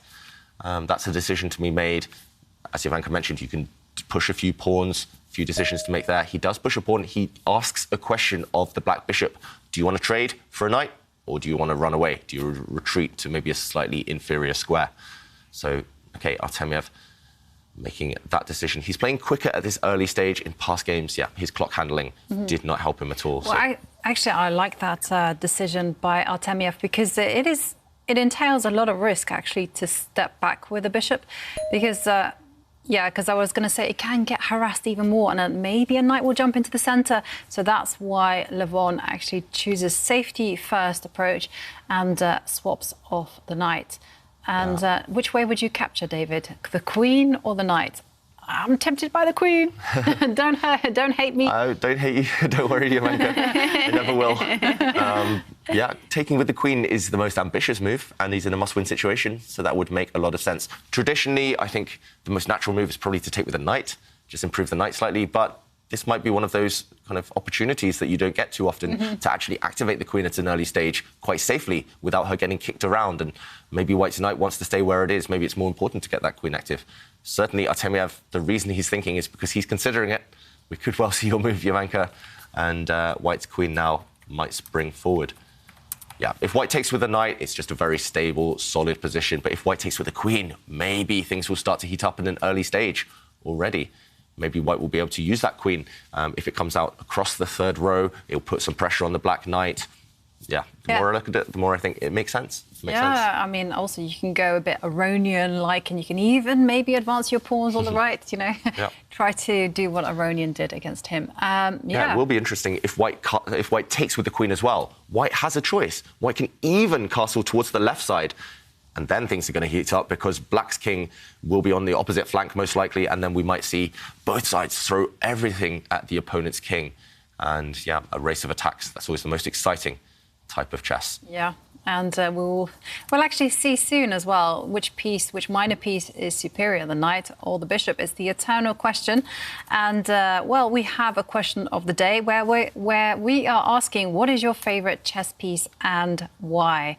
And look at that. We have a huge prize up for grabs. One lucky winner wins 1 year Chess24 premium membership, 1 year Play Magnus Plus membership. And if that's not enough, you have the newly launched Chessable Master Your Chess by Judith Polgar. And, you can tweet your answer by using 4 hashtags. But, we do have some moves on the board, and we've seen some trades. So, the bishop now develops. But, I do quite like some answers. And Umair Ansari, on our question of the day, says their favourite chess piece is a rook. Why? Because it seems no one else likes it, and it was feeling left out. I was going to say. It's true. Everyone's like bishop, knight, pawn, queen, king. But it's so powerful, though. Yeah, totally. And it's the most easiest piece to get a grip on. Also, it plays an important role in moving the king to safety from an early attack by castling. And Brian H. says that their favourite piece is the one which delivers checkmate, so long as it's one of my pieces. Checkmate always ends the game and leaves you feeling high. So remember, tweet your answers using the hashtag ChessChamps and 3 other hashtags as well. So make a note of them there, and still time to enter and win our magnificent prize. And meanwhile, there have been a couple of moves, but not too much has changed in the dynamics. Both sides just making very natural development plans. So with black's last move, bringing his queen out, black is also teasing white. Aronian saying, I'm not going to castle yet. I'm going to keep you guessing. Maybe I'll castle the traditional way towards the right side of the board. Maybe I'll even go the other way, depending on what you do. So a waiting game, both sides reluctant to commit their kings yet. They're both just waiting to see which side is more promising and what the opponent wants to do. Well, which piece is mostly involved when we're talking about checkmates? Is it the queen? Yes. Yeah. Sometimes it's not even the queen you start with. Sometimes the pawn gets to the end and it's a new queen. So, the queen often. But she doesn't checkmate on her own. She needs a bit of support. But she's normally the one that delivers the kiss of death. Teamwork, as we know. Vladislav Artemiev fighting to win this game, to tie the match down to now 10 minutes on the clock. This has been a trend all day. Levon Aronian playing very fast. Artemiev spending a little bit more time, and that has been... Was that directly involved in his loss in the last game? I think so. I mean, he took some decisions which were really suspicious, and I think it was because he was feeling the pressure of the clock. And you also don't have to forget the impact that game 2 had on him as well. I mean, his draw there was completely due to his handling of the clock. I mean, he didn't leave himself enough time to calculate the subtleties of that endgame, and as a result, spoiled a win. And that impacted his play in game 3 because he played in a little bit too accommodating way with too much respect for Levon Aronian. And okay, well, I'm going to get super excited because it's my favourite thing happening because the Kings have gone to the opposite sides of the board, and this means it is war. Blood and fire will happen on the chessboard. Yeah, wow. What a decision by Levon Aronian. Just in a situation where he only needs a draw to take such a risk to put your king on the opposite side and invite an attack. I mean, I'm impressed, I'm amazed, shocked, but also very scared for him because I think that black king is going to become a huge target. White now has a simple plan. Just throw all of the white pawns there on the left side. Just throw them all forward towards the black king. OK, Artemiev's getting ready to do that. He brings his rook across first. Okay. The black king tucks itself away. This is good defensive technique. Are we going to see my favourite thing happen? Pawns, pushing, pawn storm, pawn roller. There's so many names for it, but it's still wonderful stuff when it happens. I mean, it's the scariest thing, in my opinion, in chess. When you see this phalanx, this whole row of pawns just marching their way, unstoppable. Horde. There's even a game, actually, called Horde, which is, how many pawns is it? A lot. A lot of pawns versus a whole army. OK, and step 1 has been initiated. And OK, so step 1 is to push those pawns. One of white's pawns has gone forward. That pawn was chosen first because it wants to dislodge black's knight, which maybe will be the best defender of the black king. And meanwhile, Levon Aronian, remember, he knows that his opponent's king is also a bit of a target. So this pawn push making the white bishop step back or trade. It's a big decision there for Artemiev. He steps back with his bishop. But now expect Levon Aronian to push those pawns. We're going to see it. And Levon Aronian, he's going to push pawns on the right. Artemiev's going to push pawns on the left. It's going to become pure chaos. Yeah, I don't know who's going to be ahead in this race. Who do you think, Jovanka? It feels like white has a small head start. He's got his first pawn push. But there we go. Levon Aronian, he does just say to Artemiev, I'm not scared. I'm going to go for your king as well. You're going to have to worry about that. And they do say the best form of defence is attack. So we'll see. Is that going to be true in this game? Cool. All right, so this was obviously Levon's plan by castling queenside to start pushing these pawns. Yeah. I mean, it was looking so safe to castle that way when they were on the back rank there. Yeah, exactly. And it's just the fact that the match situation only requires a draw. And yeah, a draw is by far the least likely result now. It's just that surprised me, really. But Levon Aronian, he trusts himself. He knows he feels more comfortable in these kind of really complex, double-edged, decisive games. So he's playing true to his own style, not getting overawed, not getting too stressed out by the match situation. And that shows courage. That's what makes him such a champion. But meanwhile, Artemiev, he'll be feeling a bit happy, though, that Levon has at least given him something to hope for, at least given him a clear plan of attack. So right now, whites, do you need to take a time out? Do you need to stop black's pawns advancing, or do you just continue with your own pawns? I would be very tempted to continue. I think, yeah, I don't know. I think I would be tempted to take some time out. And by that, I want to move my white knight away from potentially being attacked and start manoeuvring it. The white knight might be the king's best defender. I don't know. Oh, yeah, that's true. It's double-edged. You're right. I mean, it makes sense, a lot of sense to move the white knight out of the way because the black pawn's going to come and hit it anyway on the next turn. So that would be kind of a preemptive move, just looking into the future. But it feels like if you take a step back, it encourages the opponent. It's not clear that the white knight really has a path into the other side of the board towards the black king. It does, but maybe it will take 5 or 6 moves. So I just want to explode open the position. And the 2 moves I think Artemiev is considering here, getting low on the clock again. But the 2 moves I would consider at least. Firstly, to push this pawn forward, to kick away the black knight from the centre, this black knight under attack. Probably it would just go to the edge of the board to try and stop white advancing to control this square. But now, maybe at the right moment, you can jump into the centre with your knight. This is why I want to keep it there, Jovanka, not to retreat it, because now you could maybe jump in and if some trades happen, even if you give up a pawn with white, then suddenly look at these bishops. They're eyeing up the black king position. And also maybe you can even win some material along this diagonal if you need to. So this would open up the bishops, which are a bit asleep right now. The other move, that I mentioned, as well as kicking away the knight, which was the first move that came to my mind, is maybe you can open up your rook. You can push forward, try and get your rook towards the opponent's queen, try and explode open that line. The reason Artemiev hasn't played this instantly, because it's very attractive, the move in general, is because it would give up a pawn. So this involves a pawn sacrifice, and that would, of course, not be ideal. So, OK, he does push this pawn, attacking the opponent's knight. Will we see him jump into the centre now? Yes, David, because actually when I sat back and just gave myself some distance, I'm like, oh, I can see it. You just sacrifice a pawn, you sacrifice, so to speak, get control of all the dark squares. But yeah, I mean, that does the job that I actually wanted the knight to do. So into the centre you go, pieces go forward. Love it. Yeah, so this knight we're expecting to jump forward, and then you can back it up later with white with this pawn push, maybe even this pawn push, and really open the position because you have the bishops. And I think this looks promising for white. Looks great.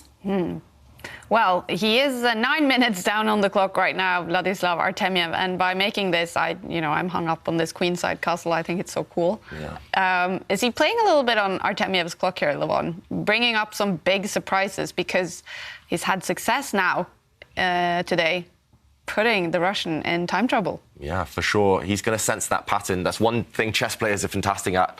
Not just patterns on the chessboard, but patterns in life. And if you sense your opponent dropping low on the clock all the time, that's one way you can beat them, not just on the board, but you can beat them on the clock. And Aronian's going to be very, very aware that that's a factor.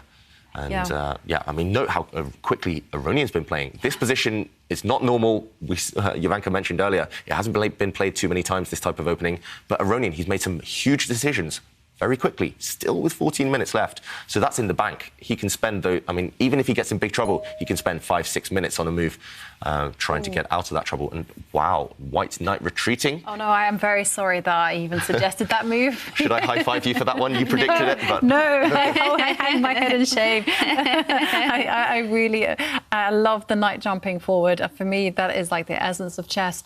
And some things that do worry me a little bit is, of course, Artemiev's clock handling. I mean, look at it. Look at the difference. Levon has just under 14 minutes. Artemiev on just under 5 minutes. And I think as a result of this kind of time pressure, he's playing passive moves.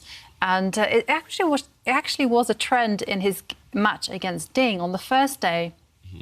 It was like he wasn't quite handling Ding's activity in the best possible form. And it was day 2 that he kind of like worked himself into form and showed everyone what he was capable of. But here, yeah. We've seen a trade. We have seen Black's knight jump towards the centre. White parting with one of his best pieces, the light squared bishop, for that knight. So we saw a trade of bishop for knight.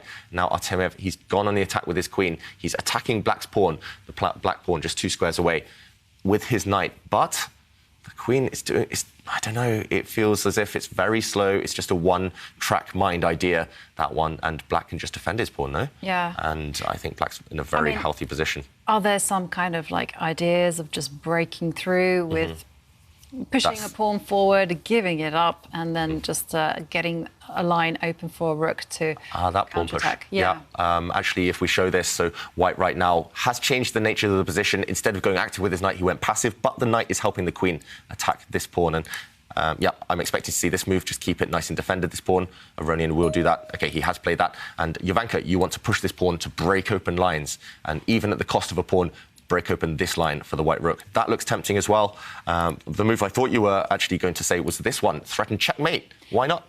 Push your pawn in the centre and hope that your opponent says, ooh, that's a free pawn. If he takes it, though, suddenly, OK, that's the move that's happened. Suddenly, this is going to be a checkmate threat. Queen and bishop attacking. But this has happened. OK, Aronian instantly reacting to this threat with the queen and bishop. He blocked the white bishop, and now after a trade of pawns, the position has changed a bit. It's opening up. It's finally opening up, but white still doesn't have an attack yet, and white's queen is a bit misplaced now that it can no longer break through on this square. I'm a bit worried for white. It feels like you've tried everything now on the left side, and now black's going to start fighting on the opposite flank, and you've actually neglected the white king. Black's pawns are going to sprint forward. The rooks are also going to come across. Maybe it's easier for black now to attack than white. At least his plan is clearer. Yeah, I mean, that's exactly what I would have said about the position as well. And it's also the reason I did not suggest that pawn move, because I was like, yeah, it's a one-trick pony. I mean, it's easily met by Levon. And then what next? You know, the currency of attack is always to open up lines. And, well, what is this move by Artemiev? So moving his knight. Maybe it's kind of with the philosophy, a knight is a king's best friend. Yeah. Needed for the defence. The knight was here a few moves ago, and now I think actually his plan is to jump to the centre of the board with white and then jump towards the black king. He's trying to attack with that knight, I think. But this last move with white, it is inviting that pawn push. There we go. Black's pawn push. He's trying to open up, explode open the white king now. I don't think white's attack is quick enough. I think black is the one who's going to lead in the race. Now, after white probably takes that pawn, you don't want to allow that pawn to take you. So if white captures that pawn, the black knight could spring forward. Maybe black could even ignore it for a while, just bring his rooks to try and recapture. And suddenly it's so straightforward, Aronian's plan. For white, Artemiev, he's going to have to spend more and more time because there's options in every move. And you have no immediate breakthrough. So, dangerous times for Artemiev, in terms of practicality at least. Yeah, totally agree there. I mean, it looks really shaky, especially because the white queen is cut off from defending her king and also the action. And yes, if the knight does centralise itself and goes on to give the black king a check, so what? It's one move. It's just one move, you know. I'm just going to move the king, tuck it away in the corner. And as long as I have the A7 square where the pawn is guarded, no danger whatsoever. So, and instead, black is simply going to focus on the right, just introducing the rooks and so many dangerous threats against the white king. It's helpless. It's by itself bad news. Yeah, so Artemiev, he does have some good-looking ideas, as we mentioned, bringing the knight forward towards the black king, but it might just be, the superficial. It might just be just a one-mover. So right now, OK, he had to take that pawn. There was nothing else to do. That move cost him a lot of time, which I'm surprised by. He should have played that move instantly and waited for black's reply and then calculated ahead. But, OK, at least he did. He did play his move immediately. Wow, look at the bar. Yeah, look at the bar. All black needs to do, actually, black needs to kind of cough, kick his bishop off the board, and then the black queen, if you look at the black queen and bishop, they're diagonal. If the black queen can go in front of the bishop and just go the whole way down the diagonal, if you look at the H2 square, if you could pick up the black queen and put it there, that's actually checkmate. White has no defenders around it. OK, what about, OK, so you can do this. You can give a check to the king. That's the first move that I would play almost without thinking. Yeah, actually, I think that's just winning right now. OK, it's all about this diagonal. It's all about this square. So the black bishop can check. OK, king is forced to step, and now you kind of want to transfer your queen over to the right. Yeah, that's the move. And then the whole situation is that if white does give a check, I don't care. Take it. I think take it away. Yep, take it off the board. Take it off. I don't want it. And then now the queen is going to find itself, and this is like a mirror of what happened in game 3 when Levon was playing white. Yep, next move, no matter what white does, this bishop's just going to move out the way. That's going to be a discover check. For example, if white moves a rook, he's just going to give a discover check. He can just move this bishop, and this queen is going to launch a checkmating attack against white's king. And as you mentioned, this is exactly how Artemiev lost in the last game on this H line. OK, Aronian doesn't find this plan. He had 12 minutes. I'm surprised. Instead, he brought his rook. Here. Maybe the same kind of idea. Yep. It just wants to do it with a rook. Just a bit slower. Yeah. A bit slower, though. And at least that gives Artemiev some time. But same idea in the air. This bishop's going to give check soon. OK. So knight comes and gives a check. So the black king must tuck itself away in the corner. And the king is safe, at least, the black king. But now this queen takes pawn. There wasn't enough time. I remember in the line that we had, there was... we were checkmate. It felt like it was check, then almost mate instantly. And here it just seems like things have... OK, he finds the right idea, but is it too late? Is it so convincing this time? The difference is you don't have, as you mentioned, Ivanka, you don't have time to transport the... OK, cute move there by Levon Aronian. He's actually giving up that bishop. If it's captured, then the black queen will swoop down and deliver checkmate on the square that bishop has vacated. So, big threat. I think that can be guarded against, though. I think that's the first time I heard you say cute move. That's a first. That's a first, yeah.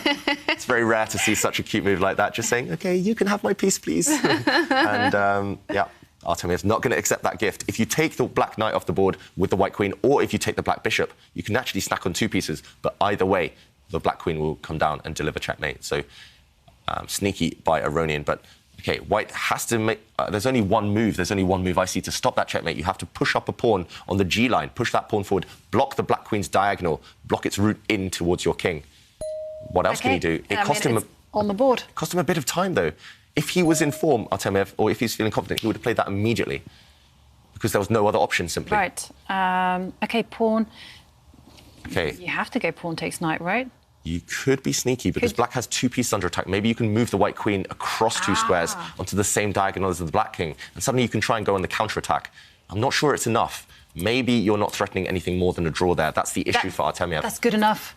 Oh, no, hang on a second. It's not good enough because Artemiev needs to win. I was like, yes, that's good enough to save the game. But unfortunately, I totally forgot that Artemiev is in a must-win scenario. Yeah, he's fighting for the draw here, if anything. OK, he does line up his queen with the black king. But, OK, Aronian getting greedy, taking off the white rook. Right now, black is 1 rook and a bishop ahead.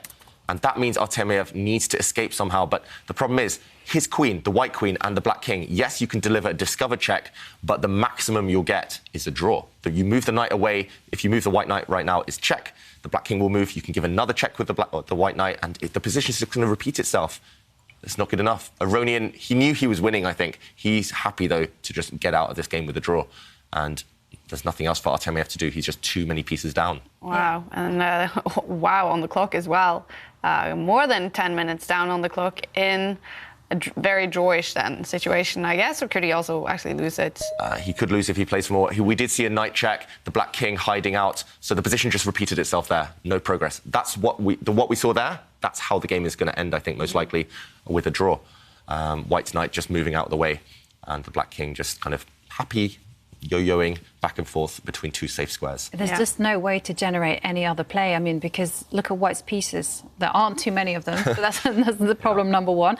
And the second one is, OK, the white rook has got no lines to attack. So, unfortunately, it's forced absolutely to take the repetition. And will we see him play on? He knows the draw and the loss. Same thing. OK, he plays on. He plays on, but...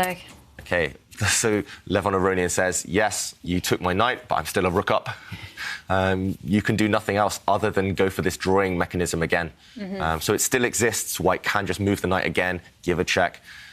You have to check on the right square, we should mention. Otherwise, black's queen can actually block the check from white's queen in the middle of the board. So that's why the knight goes there. But position repeats again. Yeah, we're about to see a draw. 3rd time we see that position. Aronian wins today's match. He does, the Armenian. What an impressive achievement here in the first match in the final. Levon Aronian, he won 1 game and that was enough. He is the winner of the first match. Artemiev fighting hard, but it wasn't enough today. He has to now make a comeback on day 2 to take this to tiebreaks and be the winner of the Goldmoney Asian Rapid. And look at Levon, no celebration here. He knows 1 day still to go. Yeah, he knows, for example, that he's fallen behind in the past and struck back. Artemiev actually fell behind against Ding and struck back. So, yeah, still 1 more big day tomorrow. All right. But this game, David, Levon had some winning chances. What happened? Yeah, so Levon Aronian, he was actually winning as black, but he knew a draw was enough. So he played safety first chess. And I just want to show the final position, the reason why white had to take the draw. We do see black has this extra rook.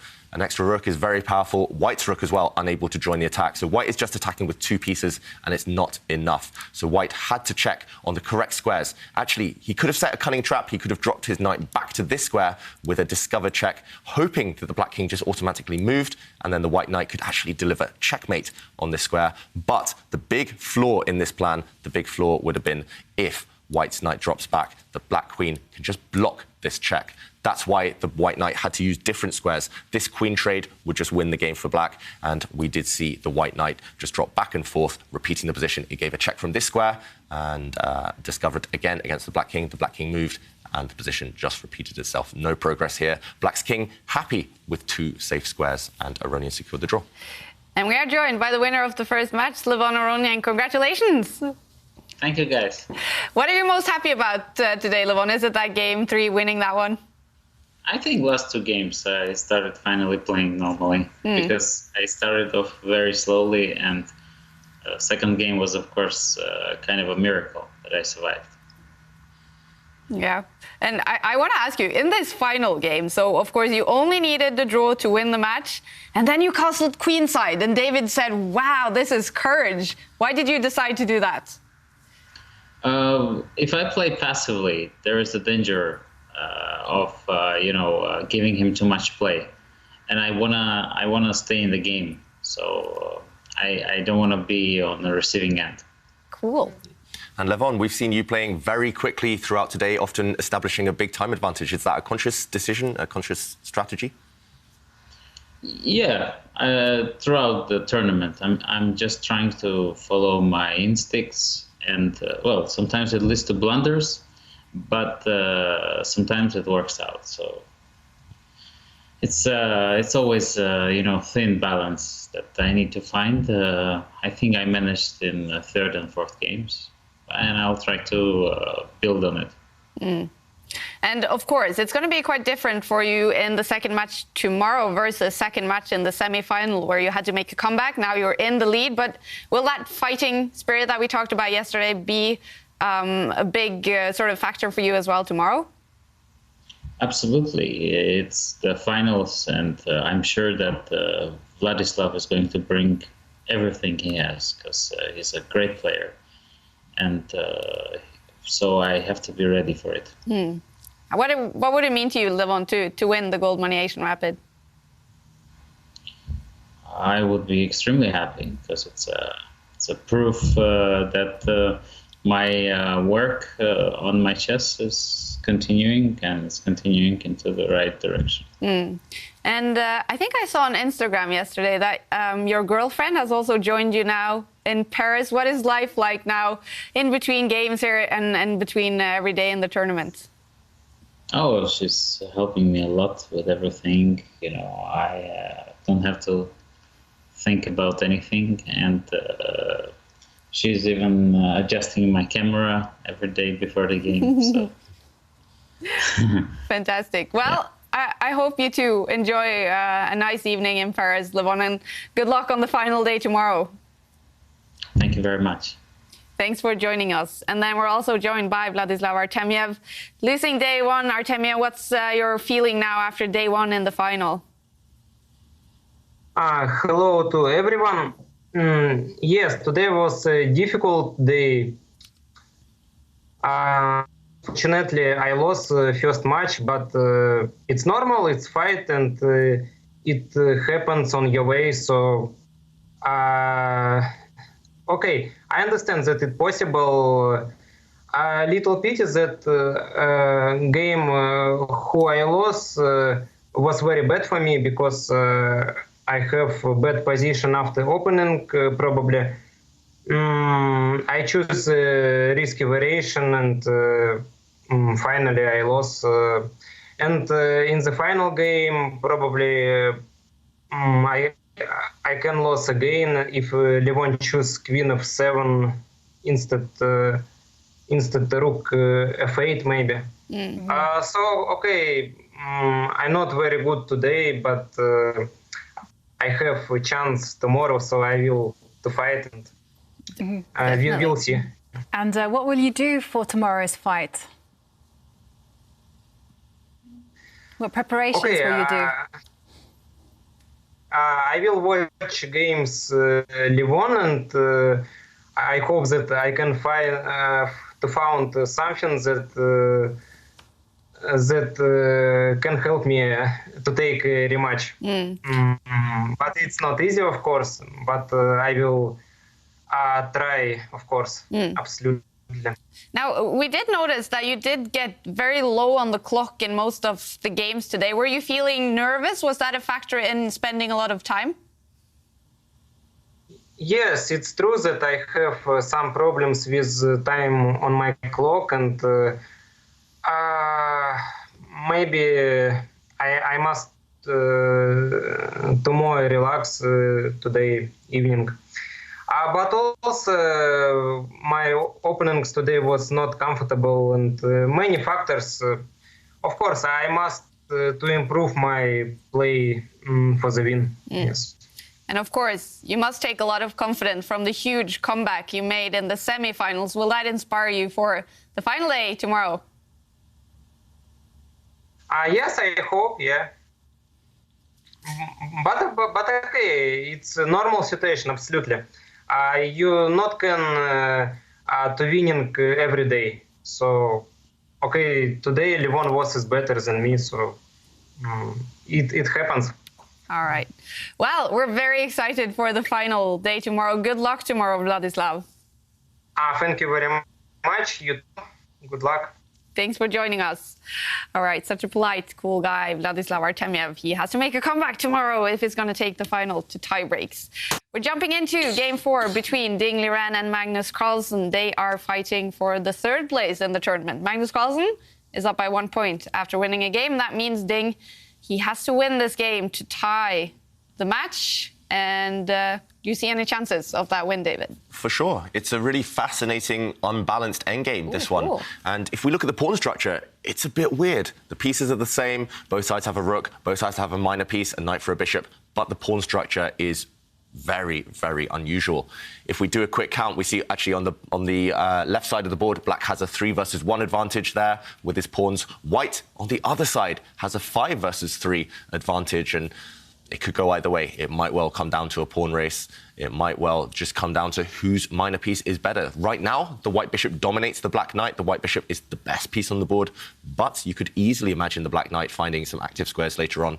So, yeah, right now, Ding will be feeling relatively happy that he's achieved this imbalance. That's what you need in must-win situations. You need some positives to your position, but he knows accuracy is key. If he allows black's rook and knight to get active, it could all turn around. So, right now, yeah, very difficult position to call, but I like Ding's chances. Mm-hmm. Yeah, I've never seen a pawn structure like this at all, and I haven't also ever seen this kind of combination between a knight and a bishop. Yeah, you said that you like Ding's chances. I couldn't really, on a first glance, tell you who's better. Actually, yeah, I mean, it's absolutely crazy. Yeah, because white's bishop, like David said, is so strong. But take a look at those pawns on the left. You know, they could quite easily decide the game. We actually saw that happen in Game 2 between Artemiev and Levon Aronian, that once the knight was helping support some passed pawns, okay, the knight can be tricky. So, and the big question here is, how is white going to make some improvement to the position? Is it just a case of expanding as many pawns as you have on the right, just to forget about the pawns on the left? So many decisions to make. Yeah, actually, right now, the move I'm attracted to is not... It's maybe not the most natural, but the move I'm attracted to, if we just show this quickly while Ding thinks, is to actually improve the white rook. The white rook's just staring against a pawn that's nicely defended. And also, there's only one fully open line in the position. There's some semi-open files, but only one properly open line, and that's just bringing the rook across. The reason I want to do this is actually because I don't want black's rook to get active. If you don't play this move with white, if you, for example, push your pawns first, then the black rook is going to find activity, kicking away this bishop. Maybe the pawn can protect, maybe you can protect this bishop, but if this bishop ever moves, then suddenly black's rook is going to have free reign. Black's rook will jump into the position and become the best piece. So the reason I want to do this with white, to shuffle my rook across first, is because you actually stop black from bringing his rook across. There's a nasty trick here if black brings his rook across. Now, it looks like a pin, it looks like the white bishop can't move, but you can break the pin with check. You can gain a bit of time. You can play bishop takes pawn check, give away the bishop, but then capture black's undefended rook. I think this is the key move, actually, for Ding right now. Probably quite an important one in the grand scheme of things, to bring his rook across. And next move, you just move the bishop, control this open line, and then, only then, for example, if black brings his knight to the side of the board, now you start pushing your pawns forward, and you move your bishop out the way, you can keep control on that left side of the board, and then you hope that all of your pawns, your pawn mass on the right side, will make the difference. I think that's the best bet. Obviously, Magnus has great defensive chances, ambitious hopes as well, but he doesn't do this Ding. He just pushes a pawn, and now I think Magnus has this golden opportunity to get the black rook active. Yeah, that was a very instructive moment. Magnus plays it instantly. Yeah. Because my instinct also would have been to push the pawn, because I was like, okay, well, there's nothing really to stop black from developing the knight to a better square, so you might as well try to improve as much as you can on the right. But I did like your point there, and very, very clever. And now I think Ding definitely has to maintain that bishop and step that pawn forward. He's not looking happy though, Ding. You saw him in the camera there. He was frowning, slightly shaking his head. Now, if White's bishop does move, Black's rook is going to be feeling so happy. And Ding again shaking his head. Maybe he's starting to realise that he should have stopped this move. He could have prevented it with that little trick, bringing the white rook across. And that's the thing in endgames. Of course, you want to push pawns, especially on the side you're stronger. But number one priority is piece activity, and White's rook not active on this line. It needed to find the only open line on the D line, and then White would have had a fair share of chances. Now, although the evaluation bar still says advantage for White, but I think Magnus is breathing a sigh of relief inside. Next, he'll improve the Black Knight, then the Black King will walk towards the centre. OK, Ding does support his bishop, all of those White pawns advancing, but at the right moment, Black can actually kick that White bishop away with a pawn if he needs to. So this is a bit of a temporary situation for Ding. Again, he's shaking his head. Maybe he's just upset that he missed that rook move, and upset maybe that he lacks a bit of flexibility with his bishop right now. It's stuck where it is to box in the black rook. Yep, and Magnus now improving his knight, and all those factors are actually going to start jumping into the game. Like, for instance, the knight can actually, it can step to the side, but it can also jump forward, and suddenly, hey presto, that bishop is under attack. So, yeah, what a critical moment that was missed there by Ding, and that's exactly why Ding is shaking his head. I mean, is there any chance for Ding to do something, say, for instance, advance a pawn and try to get their own pawns motoring on the right? I mean, that would be consistent. Ding's already pushed a couple of pawns now. He might as well continue that strategy, because what else, frankly? No matter where the white rook goes, it's going to get kind of blocked by the black knight, probably. So the alternative, I think, is to just bring the white king towards the centre, but maybe that's a bit vague. Maybe you're just ignoring Black's plans if you do that. Yeah, I agree. Pushing the white pawns is the most tempting, but I'm not sure exactly which pawn to push. I'm not so sure whether it actually achieves anything immediately. And that's what's making Ding hesitate. Okay. Ding moves his rook to attack the pawn. OK, this is also a nice move as well, because it does force the knight to step to the side to block the attack on the pawn. And OK, now I suspect that White will be moving the king. Now, you have to be very careful, because you don't want to be vulnerable to knight forks. And Magnus actually moving away from the line. And instead tucking his rook behind the pawn. So he's really insistent that he wants to make threats in the position. The knight is now threatening to take the pawn.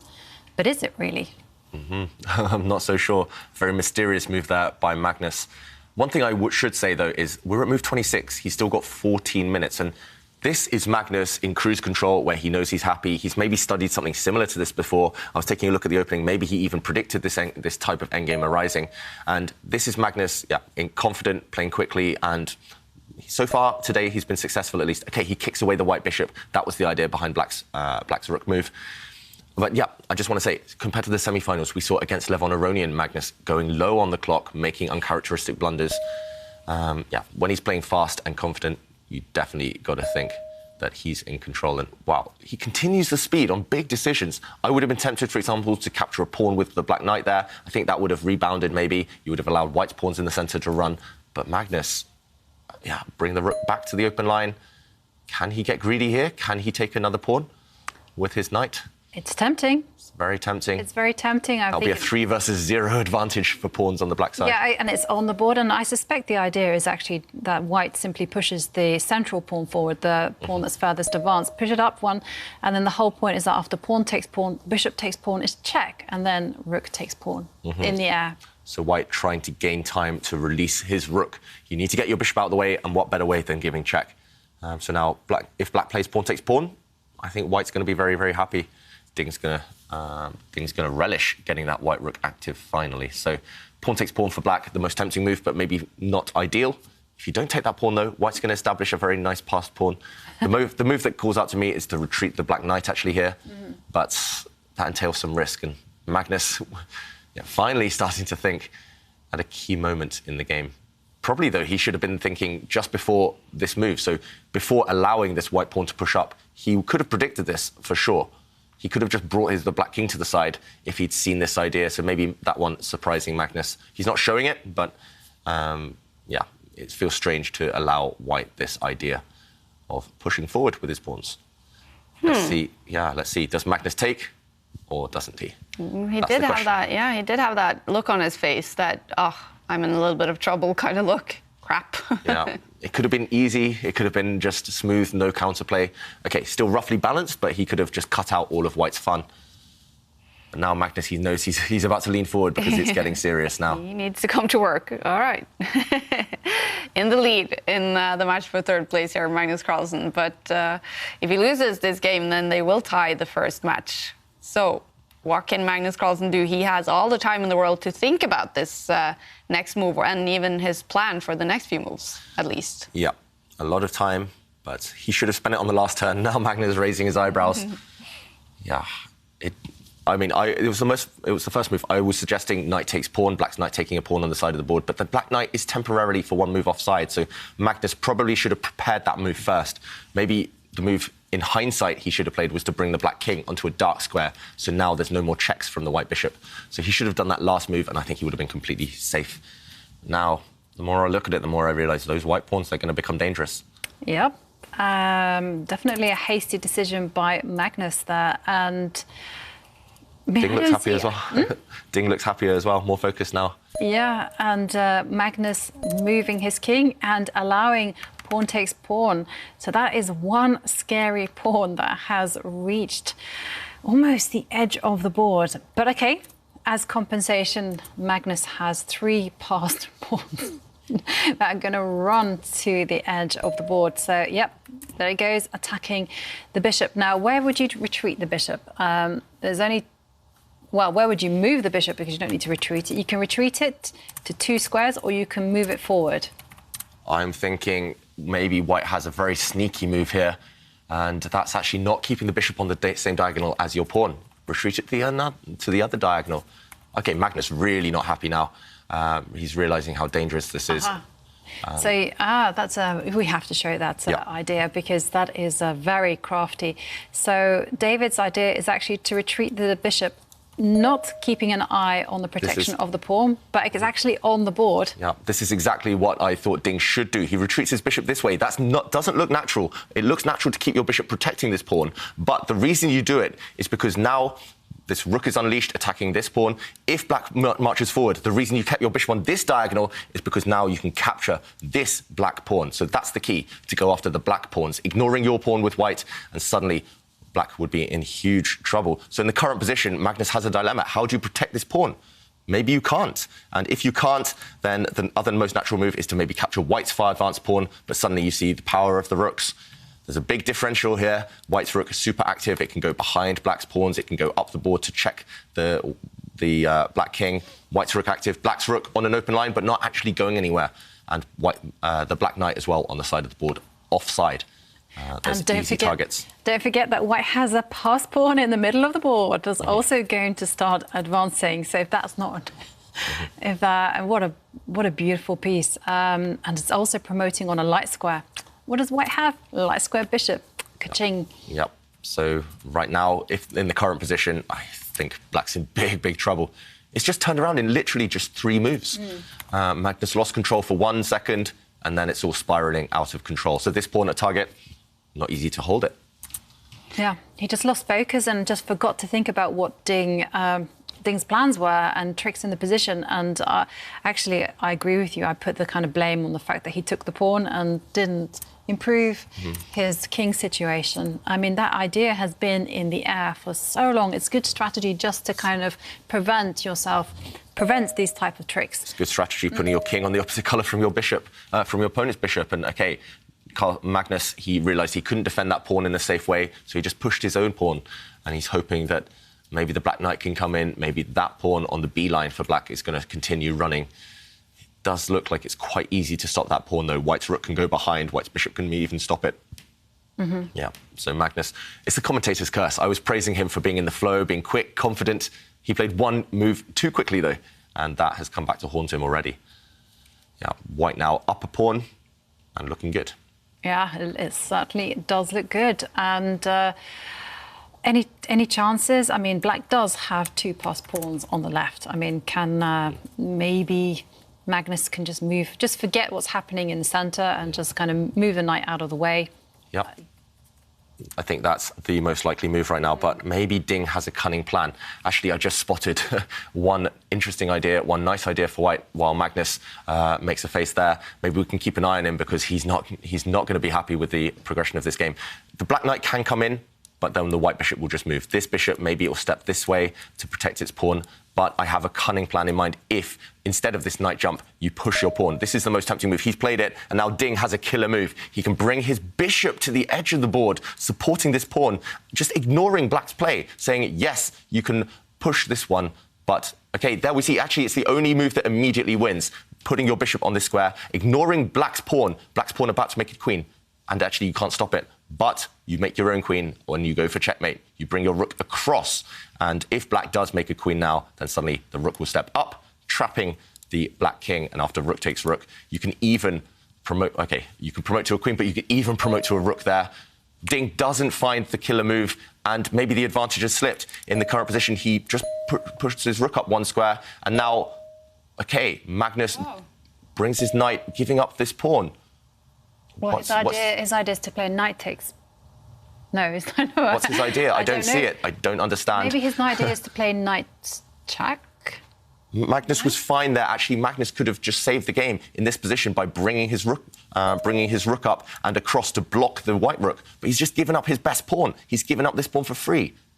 So many surprising decisions. He's got 9 minutes left. OK, he gave up this pawn. The white rook took it, and now he's banking everything on this guy. But I don't know. It feels like Ding now should be winning this game. Maybe you can just kick away this black knight. Yeah. It's so many surprising turns of events in this one. Yeah, definitely. It was a bit bizarre, actually, just to give up the pawn just like that. Maybe he just saw no option. And I agree with you. I do like the idea of just chasing away that black knight. That being said, the more I look at it, maybe that does complicate things slightly. Maybe if the white rook steps across, the black knight will trade itself for a bishop, then the black rook will go behind its corner pawn there.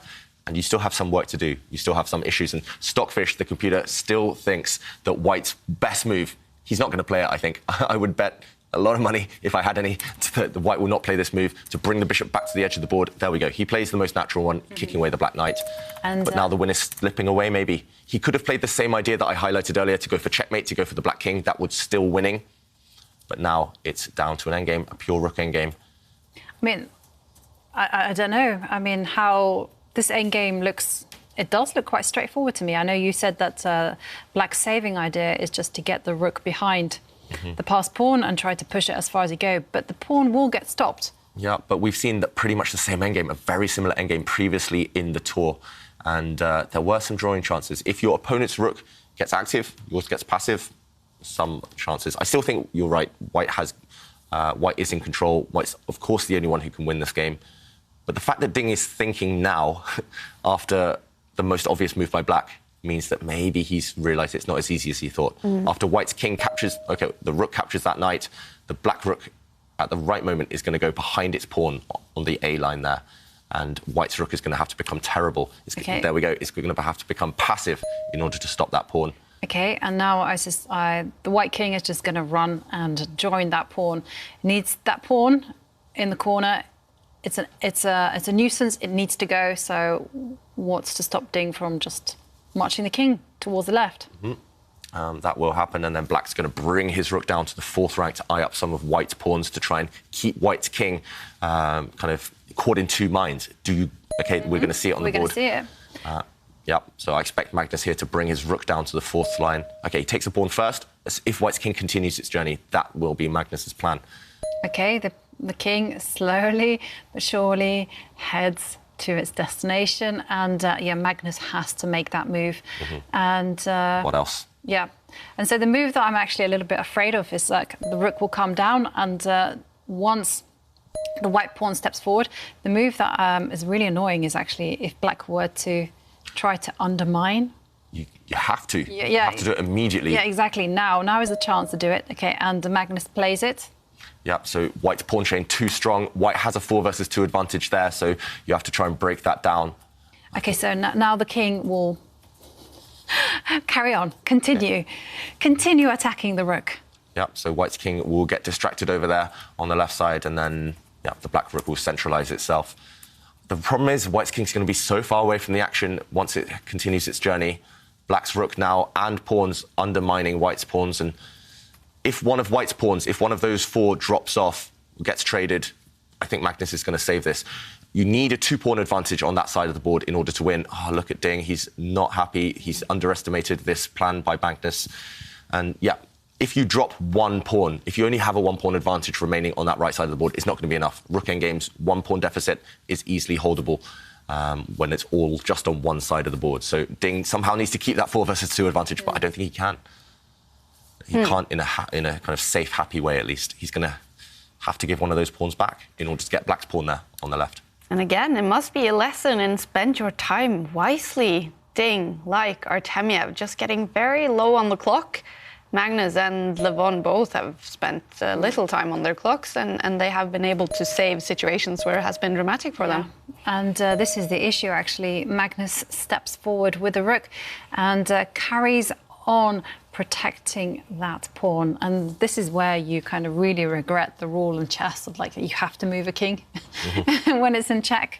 I mean, if that hadn't been in the air, then you could actually make some other move. But okay, the king must step backwards. And what other move would you make, Jovanka, if you didn't have to step that king out of check?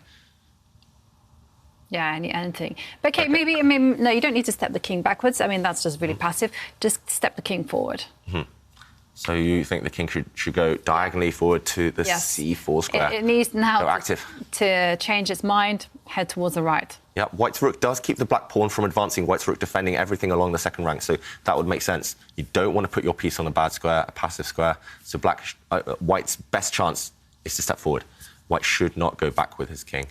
I think that's generally a good rule in rook and pawn endgames. You very rarely want to step your king backwards where it's cut off. You never want your king cut off, but you definitely don't want it cut off on one of the first 2 rows. So. But if you do step your king forward, I mean, are there issues with pawn takes? Okay, pawn takes pawn, and now pawn takes pawn, and now you can push your pawn. Okay, Magnus gives a check first. So he. Yep. That makes a lot of sense. He's forcing the white king to commit. If it goes forward, the black rook will maybe go back to where it came from, back across the board behind the black A pawn. It's going to help it, support it from behind.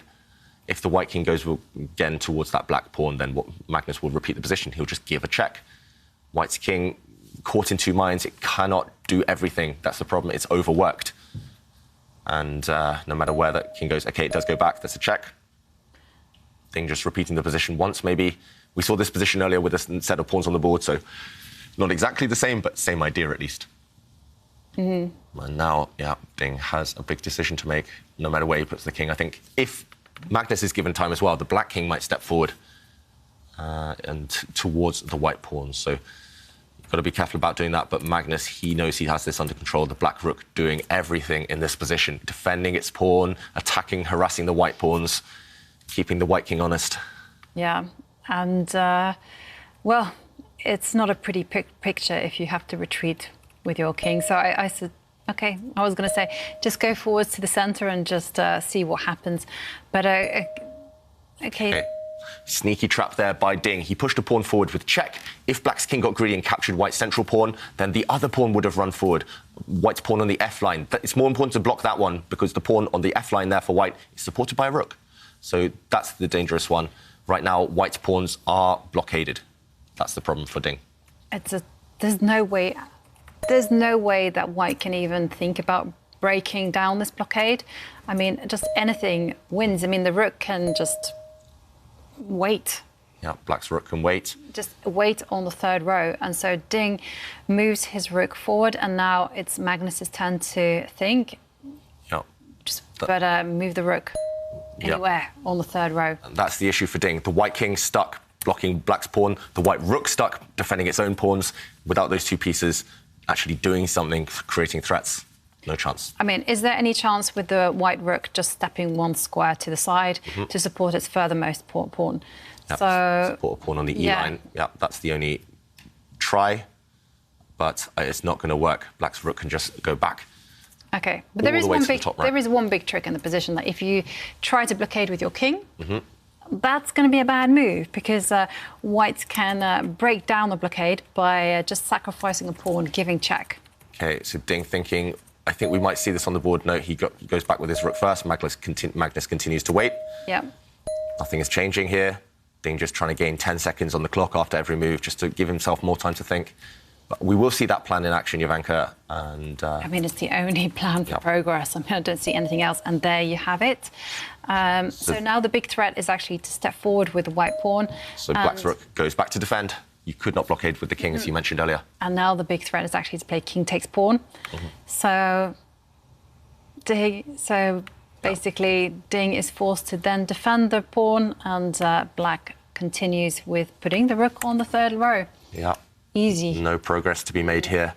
Yeah, the white pawns, they just have to be defended. That's the only way you're ever going to win the game. If white continues advancing his pawn on the E-line there, easily blockaded by the black rook as well. And we've seen this position before. Yep. Second time we've been here. And if it repeats a third time, that will be a draw.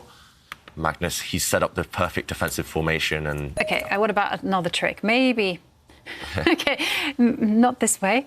But I have an idea that maybe the rook gets behind, wait, and now you step to any other line other than the E line. Which way? OK, which way would you go? What would your threat be? Well, my whole point is that then... OK, black's rook, again, we should mention, just stepping back. This was required to stop white's e-pawn. That black rook will just sit in front of it. OK, Ding decided nothing else to do but capture the black pawn, and now one of white's pawns drops, and this is headed towards a draw. Black's just going to gobble up white's remaining pawn, and yeah, we're heading towards a king and pawn endgame. It's very easy to draw this. OK, neither side can make progress. Corner pawns are the worst in king and pawn endgames, easy to block. It's a draw. It's a draw, and that means a win for Magnus Carlsen in the first match in the battle for third place. No big reaction there. Both of these players, of course, wanted so badly to play the big final. Both of them lost on the final day of semi-finals. So here they are, fighting for third place. Magnus Carlsen in the lead after day one. Are you impressed with Magnus today? We know he was very upset yesterday with losing it to Levon in, blitz. Eventually. Yeah, it was a tough day yesterday. I mean, everything went wrong for him. It just seemed like it was a bad day at the office. And today, of course, he's facing number 3 in the world, Ding Liren, someone who he publicly has said is a fantastic player. He actually considers Ding a rival to the World Championship throne. So, yeah, no easy task to defend resourcefully and hold the match victory. And of course, it was one game that Magnus won here. Was a game 2 or 3 eventually? First game of the day. No, it was the first game. Yeah. Got a great start today. So how impressive was Magnus in that game? Magnus in that game, we actually just caught the end of it. He was very impressive, very sharp. Ding tried to go on the attack. Magnus refuted it immediately. So the first game, Magnus was very impressive, and he did look smooth. A couple of bumps in the road in that final game, but other than that, he looked back to himself today. And how about Ding? We know that he is fighting hard for tour points to qualify. We know the top 8 in the tour will qualify for the tour final. We've been seeing it on his face today. He is nervous or fighting hard. Yeah, he's fighting hard, but I mean, it's just those critical moments where he's not quite just putting in the kill. And I mean, we saw it in yesterday's match against Vladislav Artemiev. He made some small moves that were huge blunders, and they had catastrophic consequences. So Ding seems to be playing a little bit with the ghost of that on his shoulders today. But he missed a golden opportunity for equalising the match. And, well, we'll see what he brings to the table tomorrow. Yeah. And now we're joined by Magnus Carlsen, the winner of the first match. And Magnus, how do you feel about your playing today? I would say the first 3 games were decent, but yeah, the last one was kind of poor, but I somehow survived. Has it been hard to get motivated to play this third place match after what happened yesterday against Levon? No, it was okay. I thought we'll just play chess, and but then after I won the first game, then I mean, I thought let's try and at least consolidate that plus score today, so I have something to work with tomorrow. But yeah, the last game was really sloppy. But yeah. And of course, throughout the tour, we really have been hoping to see a knockout battle or a match between yourself and world number 3 Ding Liren. What has it been like to finally face him now in one of these matches? Yeah, it's a bit like the time I faced Wesley in the third place match. It's a bit anticlimactic, but no, it's fine. He's a very strong player and an interesting opponent. So in terms of training, it's good, and like there's obviously some bonus for winning as well. So that's nice. But no, everybody knows it's not where I want to be. But yeah, sometimes you gotta play the cards that you've been dealt, or at least you've dealt yourself. And yeah, we noticed you were playing much quicker today compared to your games against Levon in the semi-finals. Is that just because the pressure's off now a bit, or was that a conscious decision? Yeah, I think it's a combination of a few things. Also, Levon was playing quickly, which it's kind of rare that both players play quickly or slowly. Usually it's one player plays a lot faster. But yeah, obviously yesterday thinking didn't help me a lot. I was still making poor decisions, so it was refreshing to play a bit quicker, obviously. And of course, we're in the same city as you, Magnus. We know the sun is shining outside, so are you eager to get outside and enjoy the nice weather now? Well, I'm in quarantine. I've been in quarantine the whole week, so it's really limited what I can do. Oh, is that boring? Yeah, I have to say that it's not ideal. Like, especially when you finish quickly in the evening, and I mean the weather is nice, and all of my friends are here in the city, and to just be inside and not meet anybody has been not ideal. The only thing I've done really is I've gone for quick swims in between games somehow, just trying to avoid people at all costs, but it's not easy these days. Oh, that sounds nice. And I mean, the most important thing, you're healthy, right? Yeah, I'm completely fine. Okay, good. So it's just one of these things that happen these days. Absolutely. All right. Well, I hope you can go for a swim at least, Magnus, and good luck on the final day tomorrow. Thank you. Thanks for joining us. All right, well, I didn't know that. Magnus Carlsen in quarantine. Oh, that must be so boring. That's so awful, especially in Norway when the weather is nice. Yeah. I mean, everyone runs outside, and you know what it's like living in Norway. Yeah. Sunny days are few and far between, so yeah, definitely it sucks a little bit. But okay, great comeback from yesterday's disaster from Magnus. Yeah.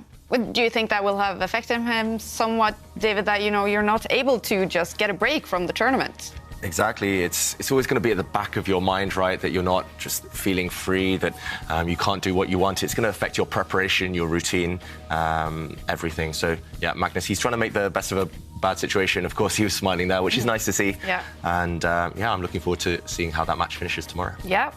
It's all coming up tomorrow. Final day of Goldmoney Asian Rapid will be decided. These are the results after the first day. So, first of all, the big final with Levon Aronian and Vladislav Artemyev, the Armenian, getting a win in Game 3. Vladislav, he was fighting hard in many of the games, but he wasn't able to get that win. So that means Levon is in the lead.